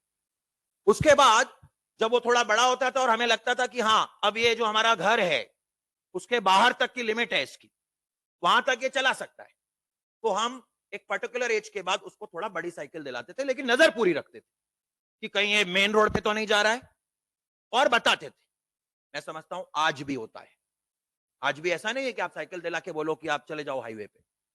उसके बाद जब वो और थोड़ा बड़ा होता है और हमें लगता है कि हाँ, ये स्कूल जा सकता है साइकिल पे, तो हम कहते हैं ठीक है, अपने छोटे भाई बहन को दे दो, रिलेटिव को दे दो, और अब के लिए बड़ी साइकिल लेकर। और थोड़ा ध्यान भी रखते हैं, पहली बार जब वो स्कूल जा रहा है या कहीं बाहर जा रहा है तो हम भी साथ साथ पीछे पीछे फॉलो करते हैं। और जब हमें लगता है, हम सेटिस्फाइड हो जाते हैं, हम संतुष्ट हो जाते हैं कि अब इस ट्रेन अभी अपना ध्यान रख सकता है, तो हम कहते हैं अब आप साइकिल पे जा सकते हैं। ऐसी काफी एग्जाम्पल्स जो हमारी दिनचर्या के पार्ट रहे हैं। गाड़ी हो, कार हो, हम एक पर्टिकुलर टाइम पर ही धीरे धीरे स्टेज वाइज, क्या इसी तरह की स्टेजेस हम बच्चों के लिए नहीं बना सकते? इस पे हमें सोचना पड़ेगा कि कब कौन सी चीज उसे देनी। ऑनलाइन गेमिंग, गैम्बलिंग, तो मल्टीटास्किंग में बता रहा था कि हम सोचते हैं अरे भाई, ये ऐप भी खुला हुआ है यहाँ पर, ये पढ़ाई भी कर रहा है, म्यूजिक भी सुन रहा है, सोशल मीडिया पे भी एक्टिव है, कितने सारे काम एक साथ हो रहे हैं, क्या एफिशिएंसी बनेगी? ये क्वेश्चन है। क्या हम अपनी पूर्ण कुशलता से वो काम कर पाएंगे? ये क्वेश्चन है। हम आए दिन देखते हैं कि इस तरह के ट्रेंड्स हमें देखने को मिल रहे हैं। ऑनलाइन गेमिंग, गैम्बलिंग, ये भी एक ऐसी एडिक्शन है, एक ऐसा लत है कि जिसको लत पड़ गई, वो उसके कितने घंटे उस ऑनलाइन गेमिंग और गैम्बलिंग में निकल जाते हैं। अभी एक रिसर्च जो हुई है सौराष्ट्र यूनिवर्सिटी की, मैं आपके सामने शेयर करूंगा। Cyber bullying, fear of missing out, information overload, privacy, security, ये काफी इश्यूज हैं, बट मैं सीधा आ रहा हूं। Concern grows over screen addiction, कुछ न्यूज़पेपर्स की कटिंग्स हैं, तो उनके माध्यम से मैं आपको बताना चाहूंगा कुछ जो न्यूज आई हैं। अब देखिए, सोशल मीडिया एडिक्शन, कोविड के बाद ये कंसर्न काफी बच्चों में देखा जा रहा है। ये डॉक्टर्स कह रहे हैं, ये डॉक्टर्स कह रहे हैं। बेंगलुरु के यहां पर देखिए आप, 13 साल का बच्चा 7वीं क्लास में पढ़ता है और साइकेट्रिस्ट के पास अप्रोच किया गया, तो बाद में कहा कि इस तरह के केसेस आ रहे हैं कि क्योंकि कोविड में पढ़ने के लिए हमने मोबाइल दिया, ऑनलाइन प्लेटफॉर्म था, लेकिन आज इस तरह के हमें देखने पड़ रहे हैं कि वो बच्चा अब जब नॉर्मल सिचुएशन हो गई है तो भी वहां उसको पकड़े हुए, एडिक्शन बना हुआ है। तो इस तरह के केसेस आ रहे हैं और उससे सिम्टम्स धीरे धीरे, जब ये सारी चीजें जो बताई है, उससे लोनलीनेस, डिप्रेशन, इस तरह की बीमारियां जो है वो हो रही। अब देखिए, ये एक डेटा है, बड़ा इंटरेस्टिंग डेटा है। ये जो रिसर्च है, ये एक सर्वे किया गया है, सैंपल सर्वे ये 1134 बच्चों पे किया गया। सौराष्ट्र यूनिवर्सिटी डिपार्टमेंट जो है, वहां का साइकोलॉजी डिपार्टमेंट सौराष्ट्र यूनिवर्सिटी का, उन्होंने किया। टाइम्स ऑफ इंडिया में आया। देखिए ये ट्रेंड्स काफी कुछ कह देते हैं कि हमें कितना काम करने की जरूरत है। ये बच्चे आइडेंटिफाई एक मेथड होता है स्टैटिस्टिकल मेथड, उसके थ्रू सैंपल करके 1134 कैंडिडेट्स उनकी मदर से कांटेक्ट किया गया और रिजल्ट क्या है आप देखिए, 93% prefer to play mobile games and don't play outdoor games. ये रिजल्ट आया कि 93% बच्चे जो हैं वो बाहर खेलने के लिए तैयार नहीं है, वो मोबाइल में खेलना चाहते हैं कि आप मोबाइल पकड़ा दीजिए और बस वो खेल लेंगे। कई बार तो हम ये भी देखते हैं कि बच्चा कुछ खा नहीं रहा है और हम चाहते हैं कि वो खाए, तो हमने देखा कि ठीक है बेटा आप खाइए, आपका ये एंटरटेनमेंट चला देते हैं, इसमें आप गेम खेलते जाइए, साथ में खा भी लेंगे। 83% are suffering from eye related issues because of watching the mobile screen। 83% बच्चे जो हैं वो किसी आंखों की बीमारी से, ठीक है, ज्यादा स्क्रीन टाइम होने से। 78% are habituated to having food while watching the mobile screen। कि 78% बच्चे ऐसे थे कि जो खाना खाते वक्त मोबाइल अपने सामने रखते हैं, अगर मोबाइल नहीं होगा, नहीं चलाएंगे तो हम खाना नहीं। 78% 77% बच्चे demand mobile phone as soon as they return home from the school. घर से जाते ही पहला काम मोबाइल की डिमांड कर, कब दिला रहे हो, ठीक है, आप कह देते ये है ना हमारा वाला, तो कहते कि ये तो आपका है, पर्सनल कब दिला रहे हो, ऐसे 78%। 67% start behaving abnormally in society because of their mobile addiction। और ये सर्वे ये भी बताता था कि to know from the parents that 64% of children also talk in sleep about mobile। कि सोते वक्त भी अपने पास मोबाइल रखना, ये टेंडेंसी है। कब हम इसका शिकार हो जाए कुछ पता नहीं। आप देखते कई बार होता है, हम उठने के बाद हम मोबाइल देखेंगे, रात को उठ गए मान लीजिए 1 बजे, तो भी हमें लगा अरे क्या हो गया, कौन डिस्टर्ब कर रहा है भाई, कुछ तो सेट करना पड़ेगा ना, तभी तो डिजिटलाइजेशन का जो ऑब्जेक्टिव है एम्पावर बनाना वो पूरा हो पाएगा। 82% of children demand mobile phones from their parents, ठीक है। ये सारी जो डेटा है ये कहीं ना कहीं वो सारी चीजें बता रही है जिस पे हमें सोचना है। आप देखिए एक गेम चला था पबजी, काफी पॉपुलर हुआ था, अभी तो भारत सरकार ने सिक्योरिटी इश्यूज को लेकर इसको बैन कर दिया है, इससे काफी कुछ ऐप्स भी बैन किए हैं। और ये काफी न्यूज हमें उस वक्त सुनाई देनी पड़ती थी। एक न्यूज है कि पबजी एडिक्टेड जो 21 साल का व्यक्ति, और वो अपनी माँ और बहन, माँ तो काम कर रही है लेबर का, और 21 साल का व्यक्ति था, और वो क्या कर रहा है, वो घर पे बैठकर पबजी खेल रहा है दिन भर। कभी खाने के लिए बोल दो 3 दिन में खाना खाना है, चिड़चिड़ा, ठीक है, वायलेंट, और जब रिचार्ज के लिए पैसे के लिए मना कर दे तो फिर लड़ाई करना। और एक बार इंसिडेंट इतना ज्यादा हो गया कि मम्मी को और सिस्टर को दोनों को 7 दिन तक विलेजर्स के यहाँ दूसरी जगह रहना पड़ा। तब जाके उसके बाद जब विलेजर्स ने कुछ एक्शन लिया, तब अभयम और पुलिस की टीम आई और उसका मेडिकेशन वगैरह प्रॉपर स्टार्ट वगैरह करवाया। इसी तरह का एक इंसिडेंट है, 17 साल का बच्चा कि पबजी में हार गया मैं और सुसाइड कर लिया। ऐसे काफी कुछ केसेस हमारे को सुनाई देते। फिर आप देखिए इसका एक और मैं पार्ट बता रहा हूं, स्क्रीन टाइम के साथ ये भी जो डॉक्टर्स हैं उनका जो सर्वे उसके हिसाब से कि कई इस तरह के शारीरिक समस्याएं भी हमारे सामने हो रही है। अगर हमारा पोस्चर ठीक नहीं है, काम करते वक्त स्क्रीन हमारे सामने है, डिवाइस हमारे सामने है, या एक्सेस यूज हम कर रहे हैं, तो back pain, neck pain, cervical, ये आम हो गया है आजकल। और इसका आप देखिए एक एनालिसिस है कि if our neck are in normal position we exert 5.4 kg of weight, 5.4 kg normal position, लेकिन जैसे हम थोड़ा टिल्ट करते हैं 15 डिग्री तक, ये वेट बढ़कर 12.2 हो जाता है, और टिल्ट करते हो आप 30 डिग्री तक तो ये 18.1 हो जाता है, और 45 डिग्री तक कर देते हो तो ये 22.2 हो जाता है, 60 डिग्री तक कर देते हो तो ये 27.2 हो जाता है। अब जब नॉर्मल वर्किंग हमारी होती है तो हमारी जो भी मसल्स वगैरह हैं वो जब हम रेस्ट करते हैं प्रॉपरली वो अपने आप ही रिकवर हो जाती है, लेकिन जब एक्सेस हो जाता है तो उनको रिकवरी का टाइम ही नहीं मिलता है, और ये आम समस्याएं आज हमें देखने को मिल रही। तो ये जो सारे चैलेंजेस हैं इनको देखने की जरूरत है। अब क्या किया जाए, क्या किया जाए, इसके लिए थोड़ा सा मैं कुछ पॉइंट्स आपको बता देता हूं। डिजिटल अवेयरनेस एंड प्रिकॉशन, कि हमें डिजिटल अवेयरनेस क्रिएट करनी और पहले खुद को फॉलो करना पड़ेगा। Self learning, self doing. अगर मैं खाना खाते वक्त मोबाइल चला रहा हूं और मैं अपने बच्चों को कह रहा हूं कि बेटा खाना खाते वक्त मोबाइल नहीं देखना चाहिए, कौन फॉलो करे? तो पहले तो खुद को करना पड़ेगा। तो सेल्फ लर्निंग, सेल्फ डूइंग, पहले खुद हम इस तरह का एक डिसिप्लिन डेवलप करें, अवेयर करें गैजेट्स के बारे में। बेटा ये आप ऑन कर सकते हैं, इसको ऑन नहीं करना। कई तो बड़ा सिक्योरिटी कंसर्न होते हैं। आप देखिए कि कई बार इस तरह के भी मैसेज आए, डिजिटल फ्रॉड, कि बच्चा गेम खेल रहा है, उसने कुछ दबा दिया, ओके वगैरह किया, पता लगा खाते से इतने पैसे निकल गए। तो ये पूरा कंट्रोल। एक मेथड है डिजिटल फास्टिंग। जैसे हम व्रत करते हैं, अब व्रत के रिलीजियस मायने भी होते हैं, लेकिन लॉजिकल मायने भी हैं अच्छे तरीके से। उसका भी अगर हम हिस्ट्री देखें तो यही होता है कि अब आप डिटॉक्स कर रहे हैं अपनी बॉडी। ऐसा ही डिजिटल डिटॉक्स, कि क्या हम दिन में कुछ समय फिक्स कर सकते हैं कि हम गैजेट्स का यूज नहीं करें। वीक में कोई ऐसा डे फिक्स कर सकते हैं कि आज हम गैजेट्स का यूज नहीं करें। ऑफिशियल वर्क होते हैं, जो काम कर रहे हैं उन सबको करना है। आप अपनी लिमिटेशंस भी घर पे बता सकते हैं कि भाई ये मैसेज है, हमारे को काम करना है, लेकिन इसको फॉलो करना पड़ेगा। Digital holiday, no technology zone. घर के अंदर क्या कुछ ऐसा क्षेत्र विकसित कर सकते हैं जहां कोई डिवाइस नहीं जाएगी? वो हो सकता है, मान लीजिए किचन है, आपने डिसिप्लिन क्रिएट किया, महिलाओं ने डिसिप्लिन क्रिएट किया कि भाई किचन में जब काम करेंगे हम मोबाइल का यूज नहीं करेंगे, किसी डिजिटल डिवाइस का यूज नहीं करेंगे। तो अब आप कह सकते हो कि आप भी जब स्टडी रूम में पढ़ाई करोगे तो डिजिटल डिवाइस का यूज नहीं करोगे। तो ऐसा कोई जोन बना सकते, कोई अच्छी प्रैक्टिसेस, कि अब जब सारी फैमिली डिनर कर रहे हैं, आप देखिए, आप एक आम बात हो गई है, अगर 5 परिवार के सदस्य कहीं घूमने गए, किसी फंक्शन में गए और पांचों के पास मोबाइल है, हर कोई सेल्फी लेने में लगा हुआ है, हर कोई फोटो क्लिक करने में लगा हुआ है, भले हमारे पास उनके देखने के लिए समय नहीं हो।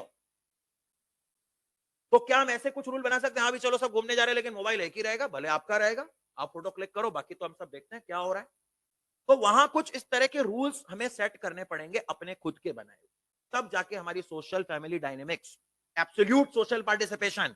आप कहीं फंक्शन में गए, आपने देखा कि बच्चे तो मोबाइल में बिजी हैं, सब अपने अपनी जगह बैठे हैं और वहां पे भी सोशल मीडिया और सारा चल रहा है। तो आपने कहा नहीं, आप मिलिए लोगों से, बताइए क्या कर रहे हैं, इंटरेक्शन करिए। वो हमें सोशल भागीदारी, वो सारा भी बढ़ाना है। डिजिटल डाइट, जैसे एक स्वस्थ शरीर के लिए बैलेंस डाइट है, वैसे ही इंडिया के डिजिटलाइजेशन को आगे तक पहुंचाने के लिए डिजिटल डाइट फिक्स करनी पड़ेगी। कुछ एग्जांपल्स भी हुए हैं, उनको मैं शेयर करना चाहूंगा। महाराष्ट्र का एक गांव है यावतमल विलेज, और कोरोना के बाद यहां देखा गया कि बच्चों को, क्योंकि पढ़ने के लिए मोबाइल वगैरह दिए गए थे, लेकिन बच्चों को लत पड़ गई। इस गांव ने मिलकर, तो इनकी ग्राम सभा होती है, इन्होंने मिलकर डिसाइड किया कि 18 ईयर से जो भी बिलो है वो किसी भी तरह का कोई मोबाइल फोन, डिजिटल डिवाइस का यूज नहीं करेगा, इंटरनेट वाला। अगर करेगा तो 200 रुपए फाइन होगा। ये म्यूचुअल डिसीजन था। और जैसे ही वो 18 ईयर का हो जाएगा, ताकि, क्योंकि, और इसको वहां के सारे विलेजर्स ने फॉलो किया, इवन स्टूडेंट्स के भी बाद में आए कि नहीं ये बहुत अच्छा रहा, हम इससे अपना कंसंट्रेशन बढ़ा पा रहे। एक स्टोरी है। इसी तरीके से हम देखते हैं डिजिटल फास्ट। जैन समुदाय ने मध्य प्रदेश में जब पर्यूषण पर्व चल रहा था, तो ये एक एग्जांपल सामने आया। 1000 मेंबर्स ने एक साथ एक दिन का डिजिटल फास्ट रखा, 24 आवर्स के लिए अपने इलेक्ट्रॉनिक गैजेट्स वगैरह सब वो मंदिर में जमा करा दिए, और सबने कहा कि इस तरह की प्रैक्टिस हम कंटिन्यू रखें। ये छोटे छोटे से एग्जांपल्स हैं जिन पे बहुत बात की जाती है, बात की जा सकती है। हमें चाहिए इक्विलिब्रियम। इक्विलिब्रियम मींस संतुलन, बैलेंस। हमें बैलेंस चाहिए, डिजिटलाइजेशन भी चाहिए और साथ में हमारा परिवार, सोसाइटी, वो जो सारी चीजें हैं वो भी बनी रहे। टेक्नोलॉजी के साथ इंटीग्रेट करना है। ये नहीं है टेक्निक से भागना है, टेक्निक को अडॉप्ट करना है, लेकिन स्मार्ट बनना है। हम टेक्निक से ज्यादा स्मार्ट हैं, ये जब फीलिंग आएगी तो टेक्निक हम पर हावी नहीं होगी। तो मेंटल स्टेबिलिटी के साथ टेक्नोलॉजी इंटीग्रेशन, लर्निंग, सब कुछ सीखना है, अपनी मेंटल फिजिकल एनर्जी के साथ, गैजेट्स के साथ बैलेंस रहना है, और जो हमारी बायोलॉजिकल प्रोग्रेस है उसके साथ डिजिटल लाइफ, उसको भी बैलेंस करना है। तब हम एक संतुलन, एक बैलेंस वो निकाल पाएंगे। और ग्रास रूट चेंज की बात एक करता हूं लास्ट, कि डिजिटलाइजेशन किस तरीके से लोगों की लाइफ पर इफेक्ट डाल रहा है, कि आज हर कोई इससे जुड़ना चाह रहा है, हर कोई अपनी लाइफ में वो करना चाह रहा है जो उसने स्वप्न देखा है। और जब हमारे देश में छोटे से छोटा व्यक्ति डिजिटल होने की उम्मीद रखता है तो उसको ग्रास रूट चेंज कहते हैं। ऐसा ही एक छोटा सा वीडियो मैं शेयर करके अपनी बात को समाप्त करना चाहूंगा।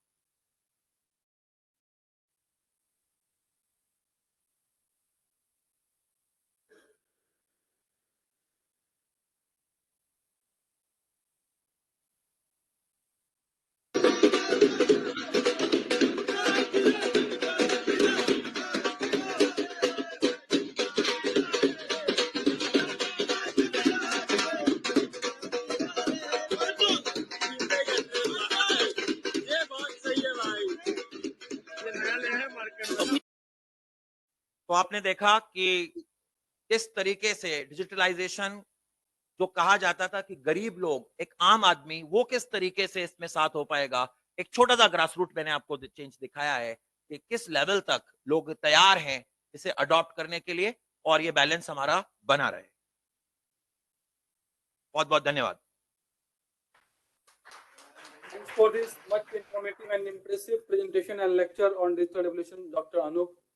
क्योंकि अब ये प्रश्नोत्तरी का सेशन है, मैं आग्रह करना चाहूंगा वेबिनार से जुड़े सभी सदस्यों से कि वे आज के विषय पे हमारे मुख्य व्याख्याता द्वारा दिए गए प्रेजेंटेशन पे तथा उनकी प्रस्तुति से संबंधित जो भी सवाल हो वो आप उनसे पूछे ताकि आपके सवाल पे हम उनकी राय ले सके।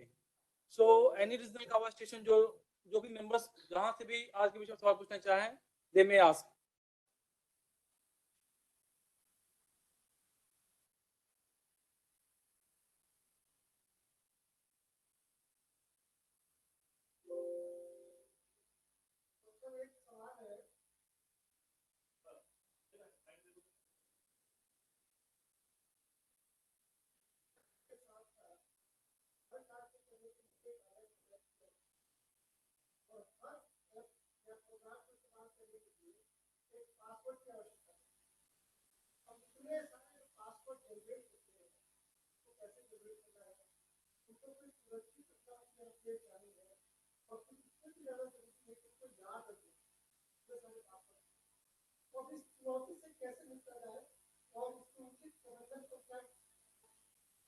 कोई स्टेशन कोई सवाल पूछ रहा है, कोई आवाज नहीं पहुंच रही है। Any station? निश्चित रूप से जो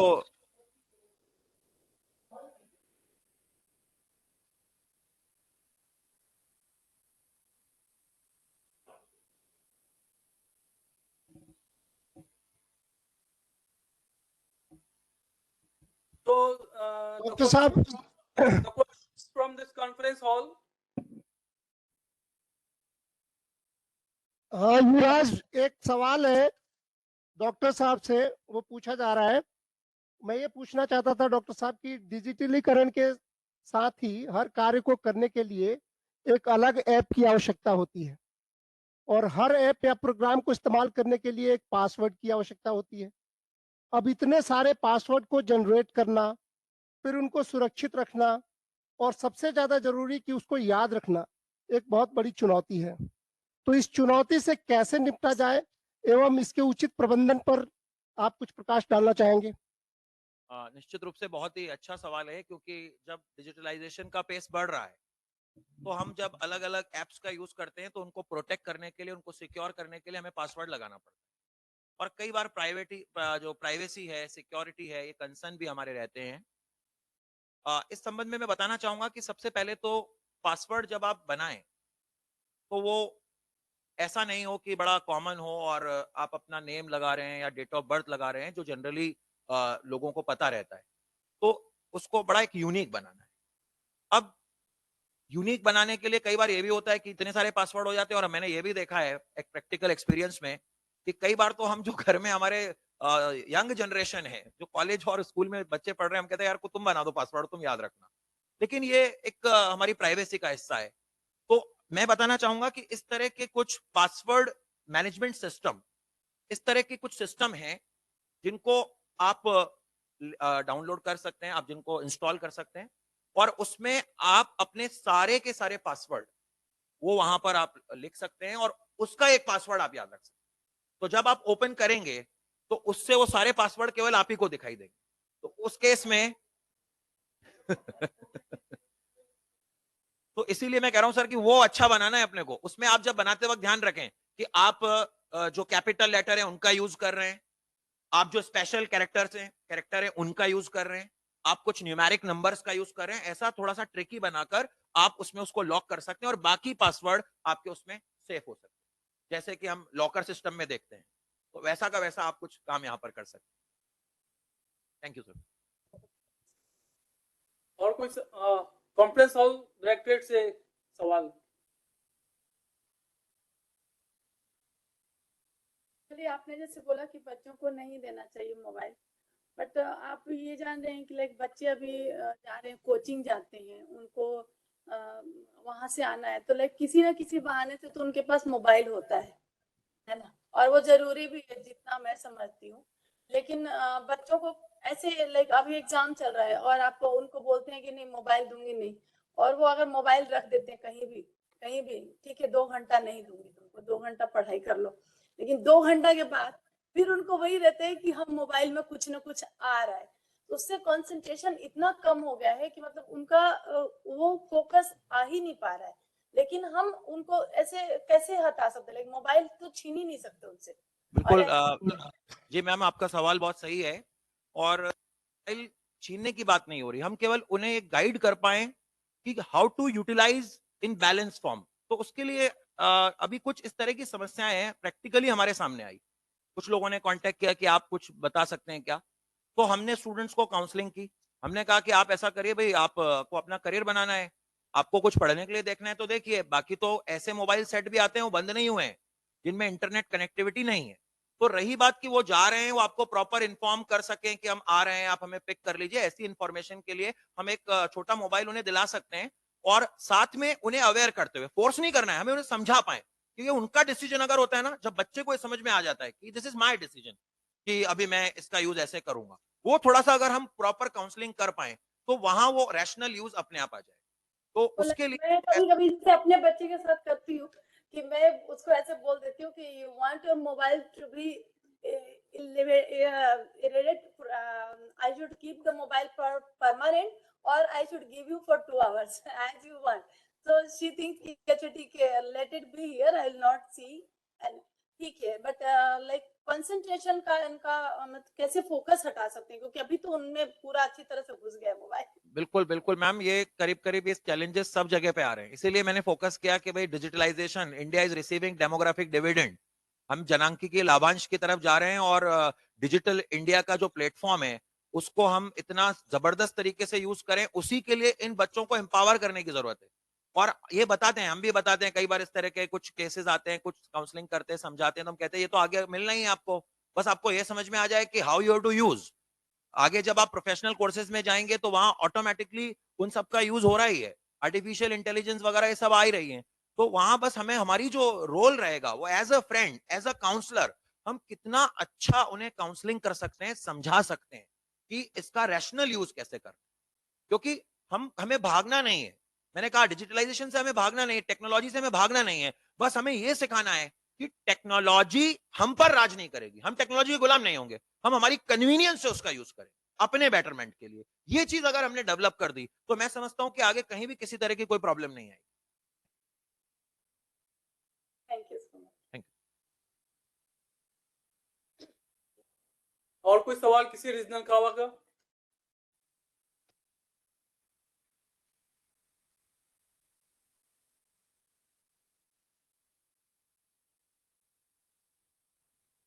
sir one question from my side sir.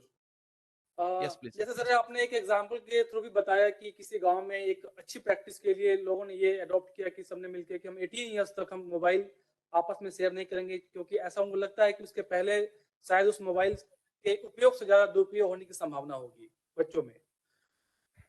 Sir मैं एक एग्जांपल के तौर पर मैं देख रहा था कि अभी एक 16 इयर्स ओल्ड बॉय है सर, वो उसका फ्रेंड जो कि गुजरात बेस्ड किसी ज्वेलरी, उसके फादर का बिजनेस है, तो उससे वो इम्प्रेस्ड होके फिर ही स्टार्टेड समथिंग, और अभी वो यूट्यूब के माध्यम से, he is only 16 years old, जो ज्वेलरी जो मतलब लेडीज के लिए ज्यादा पॉपुलर माना जाता है, और आज के डेट में कुछ ये यूनिसेक्स ज्वेलरीज भी आ गई है जो कि मेंस भी पसंद करते हैं, कुछ म्यूजिशियन, कुछ सिंगर्स, तो now they have started the same thing, studding the diamonds over the small pendants like that, और वो बिजनेस काफी फ्लोरिश हो रहा है and they are earning a lot.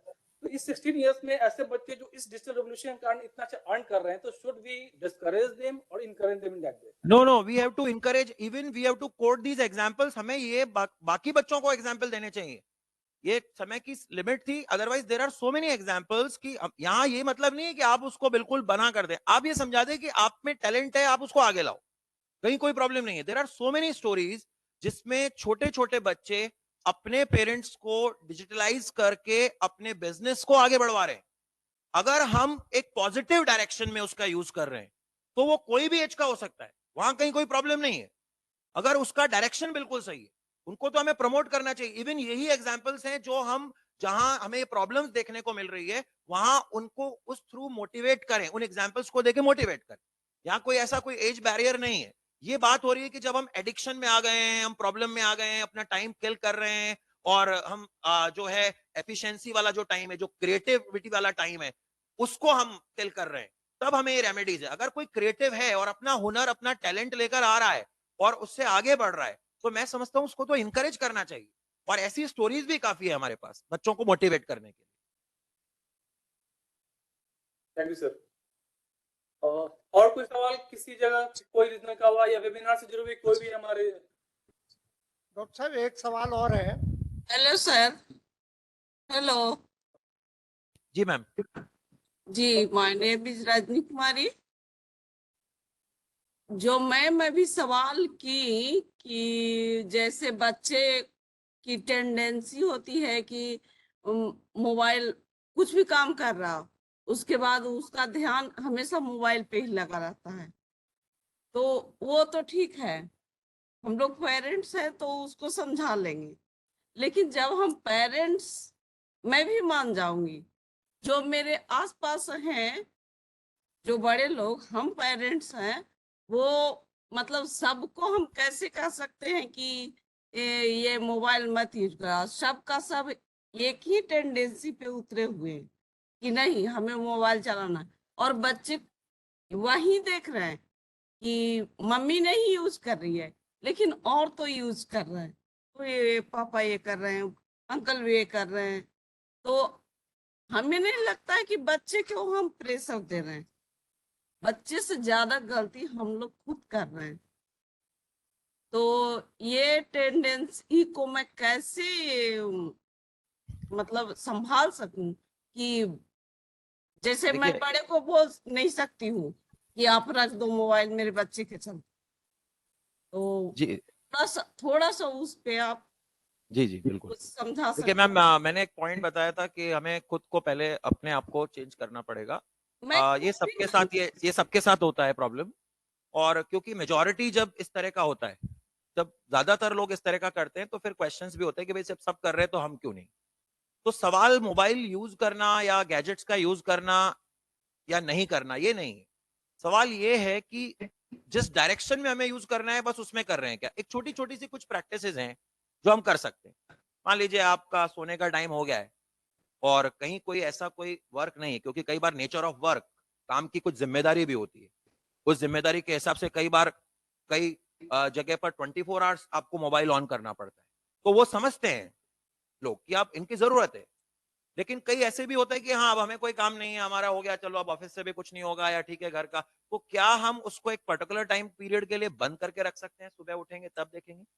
या हम ऐसा कर सकते हैं सुबह उठे हमारा एक टाइम जोन बना ले कि ठीक है एक बार हमने देख लिया क्या मैसेजेस आए हैं, वो किया, ठीक है, उसके बाद अपने काम पे लग गए। जो हमारा काम है उसके साथ कहीं कुछ हम जस्टिस नहीं कर पा रहे हैं अगर उनकी वजह से, वहां प्रॉब्लम है। तो इसीलिए थोड़ी थोड़ी सी छोटी छोटी सी बेस्ट प्रैक्टिसेस वो अगर हम करें, और वो सबका अपना अपना होता है, इसको कहीं कोई ऐसा नहीं है कि कोई रूल बुक हम पब्लिश कर दें और उसको एवरीबॉडी हैज टू फॉलो। वो सब धीरे धीरे एक दूसरे को देखकर ही आती है। कोई एक देख करेगा, दूसरे भी उसको फॉलो करेगा, तीसरा भी उसको फॉलो करेगा, इस तरह का। तो just to we have to create awareness, हमें सिर्फ जागरूकता लानी है। बाकी तो डिजिटलाइजेशन में उनको हम, और जागरूकता क्यों ला रहे हैं, ताकि उनकी जो काबिलियत है, उनका जो हुनर है, वो सही प्लेटफॉर्म पर अपना यूटिलाइजेशन कर सके। आज हम देखते हैं कि बच्चा खुद ही इतना होता है कि उसको कहां पर कौन सा फॉर्म फिल करना है, कहां कौन सा कोर्स करना है, उससे रिलेटेड वो रिसर्च कर रहा है, उससे रिलेटेड वो इन्फॉर्मेशन निकाल के ला रहा है। तो वो चीजें तो होना है, वो बल्कि हमें बताता है कि ये सारी चीजें मैंने कर लिया है। बस वो अप्रोच जब आपको समझ में आ जाए, मैंने जो बताया कि जब आपको समझ में आ गया कि हाँ अब ये ड्राइव खुद कर सकता है, बस हमारा रोल खत्म हो गया। फिर तो वो तो हमें भी बिठा के घुमा लेगा कार में, फिर कोई प्रॉब्लम नहीं है। लेकिन उस वक्त थोड़ा सा नजर रखनी पड़ेगी।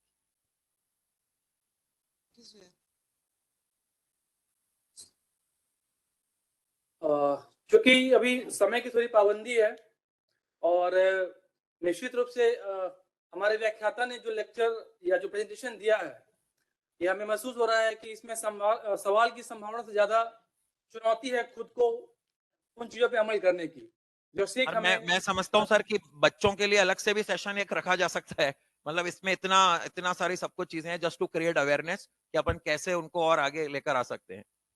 बिल्कुल सर, और साथ में चूंकि ये प्रेजेंटेशन जो आपने दिया है सर, ये हमारा यूट्यूब पे सेव भी होता है, तो ये मैं रिक्वेस्ट करूंगा वेवेक से जुड़े हुए जितने भी लोग हैं कि आप इस तरह के वीडियोस जो हमारे आज की क्लासेस चले हैं वो आप अपने बच्चों के साथ भी साझा करें और उनके साथ ये बैठ के देखें, तो हो सकता है कि इसका ज्यादा प्रभाव हमारे बच्चों पे पड़ेगा और फैमिली मेंबर्स पे भी।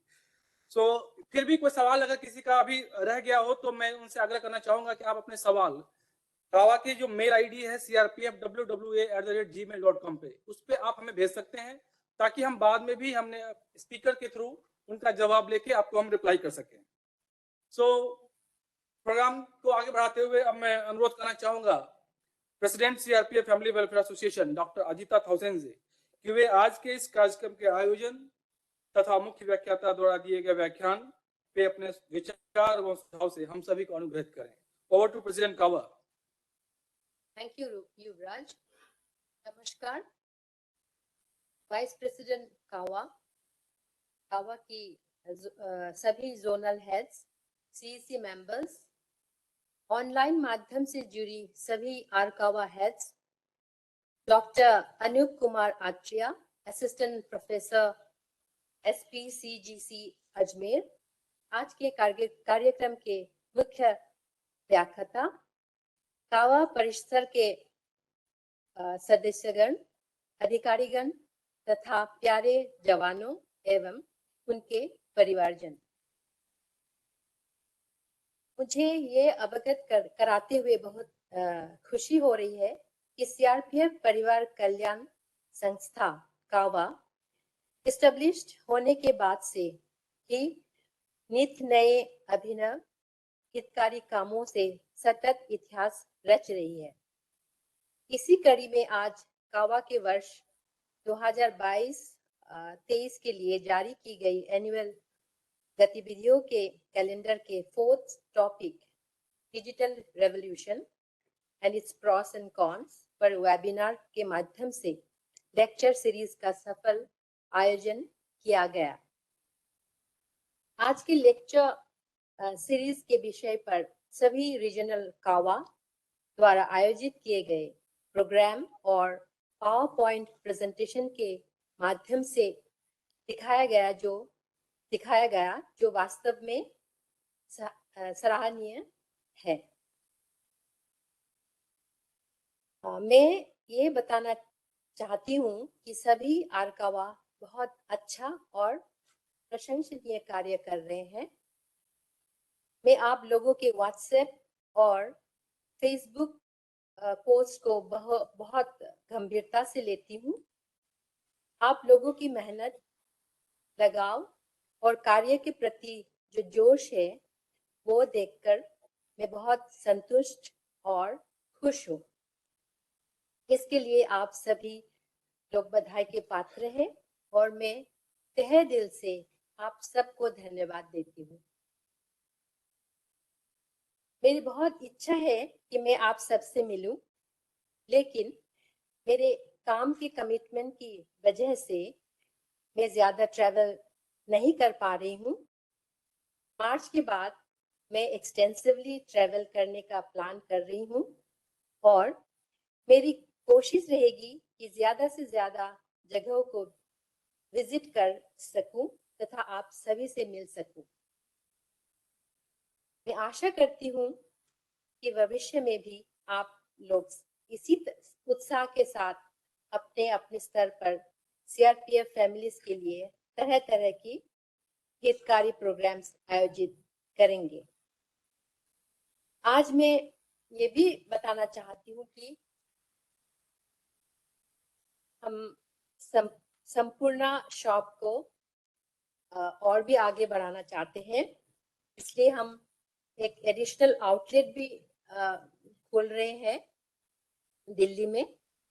और आप सभी आरकावा हेड से अनुरोध है कि आप लोग अपना अपना रीजन से जो भी प्रोडक्ट्स अपने कावा फैमिली से बनाए हुए हैं उनको आप भेज सकते हैं। जो product should be of good quality, उन लोग का जो स्टिचिंग, अगर if you want to send some stitched और embroidered things then quality should be good. आप पहले क्वालिटी चेक कर लीजिए, उसके बाद आप दिल्ली भेजिए। और ये भी बताना चाहती हूँ कि इंटरनेशनल वेमेंस डे आ रहे हैं, तो आप लोग इस जैसे मैंने आप लोगों को एडवाइस किया कि किसी महिला स्पीकर को आप बुला के एक प्रोग्राम करिए और इसमें बहुत अच्छी तरह से आप सेलिब्रेट करिए। आप उनकी कुछ कंपटीशन रख सकते हैं, like painting competition, dance competition और सिंगिंग कंपटीशन, और इसके लिए आप प्राइज भी रख सकते हैं।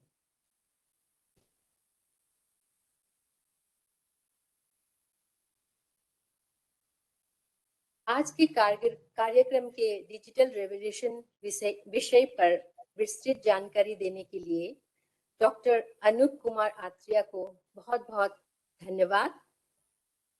इन्होंने बहुत ही सरगम्भित व्याख्यान प्रस्तुत की है और मैं उम्मीद करती हूँ कि इनके व्याख्यान से डिजिटल रेवोल्यूशन के फायदे और नुकसान से हमारे सीआरपीएफ के जवान के साथ साथ उनके परिवार भी लाभान्वित होंगे। मैं आज के कार्यक्रम के मेंटर तथा कोऑर्डिनेटर को विशेष आभार व्यक्त करना चाहूंगी, जिनके प्रयास से ऐसा ज्ञानवर्धक कार्यक्रम संपन्न हो सका। मुझे विश्वास है कि ये संस्था भविष्य में भी जवानों के परिवार को सशक्त व आत्मनिर्भर एवं जागरूक बनाने के और उनके जीवन यापन में उल्लेखनीय सुधार लाने के लिए इस तरह के और कार्यक्रम आयोजित करती रहेंगी। धन्यवाद। Thank you ma'am. कार्यक्रम के अंत में अब मैं अनुरोध करना चाहूंगा DIG group centre 2 Ajmer Shri Anil Kumar Singh sir से कि वो सीआरपीएफ महानिदेशालय के प्रतिनिधि के तौर पर आज के मुख्य व्याख्याता को मेमेंटो देकर सम्मानित करें। Over to GC2 Ajmer.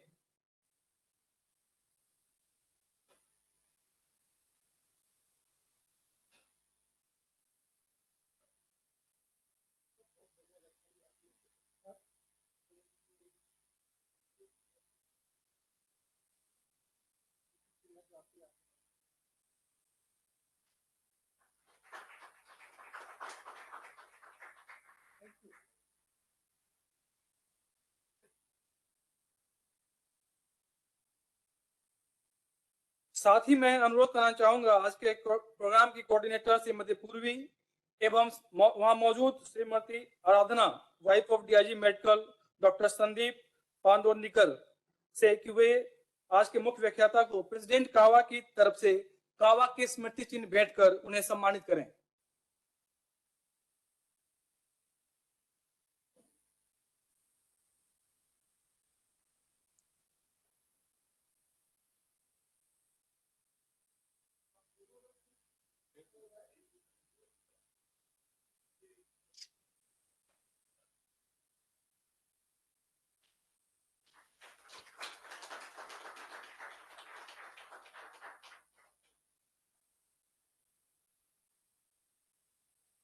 Thank you ma'am. हमें पूर्ण विश्वास है कि डॉक्टर अनूप कुमार अत्रेय द्वारा digital revolution pros and cons विषय पर दी गई जानकारी अवश्य हम सभी के लिए लाभप्रद होगी। इन्होंने अपना कीमती समय निकालकर बहुत बहुमूल्य जानकारी हमें प्रदान की तथा अपने अनुभव हमसे साझा किए। इनके लिए बहुत ही आभार। हमें आशा ही नहीं अपितु पूर्ण उम्मीद है कि हम सभी इनके द्वारा दिए गए वक्तव्य एवं सुझावों से लाभान्वित हुए होंगे। कार्यक्रम के अंत में मैं आज के कार्यक्रम के मुख्य व्याख्याता डॉक्टर अनूप कुमार अत्रेय, प्रेसिडेंट का CRPF family welfare association doctor Ajita thousand, कार्यक्रम के सफल संचालन हेतु DIG group centre 2 Ajmer Shri Anil Kumar Singh, इस कार्यक्रम की कोऑर्डिनेटर श्रीमती पूर्वी, आईटी ब्रांच वरिष्ठ अधिकारीगण, सभी जोनल हेड्स एवं सीईसी मेंबर्स कावा, वेबिनार तथा सीआरपीएफ यूट्यूब एवं फेसबुक से जुड़ी रीजनल कावा हेड्स, कार्मिक एवं समस्त परिवारजनों का इस कार्यक्रम में शामिल होने के लिए तथा कार्यक्रम को सफल बनाने के लिए मैं धन्यवाद ज्ञापित करता हूं। और इसी तरह से आज का कार्यक्रम यहीं पर समाप्त होता है। जुड़ने के लिए आप सभी का आभार सादर।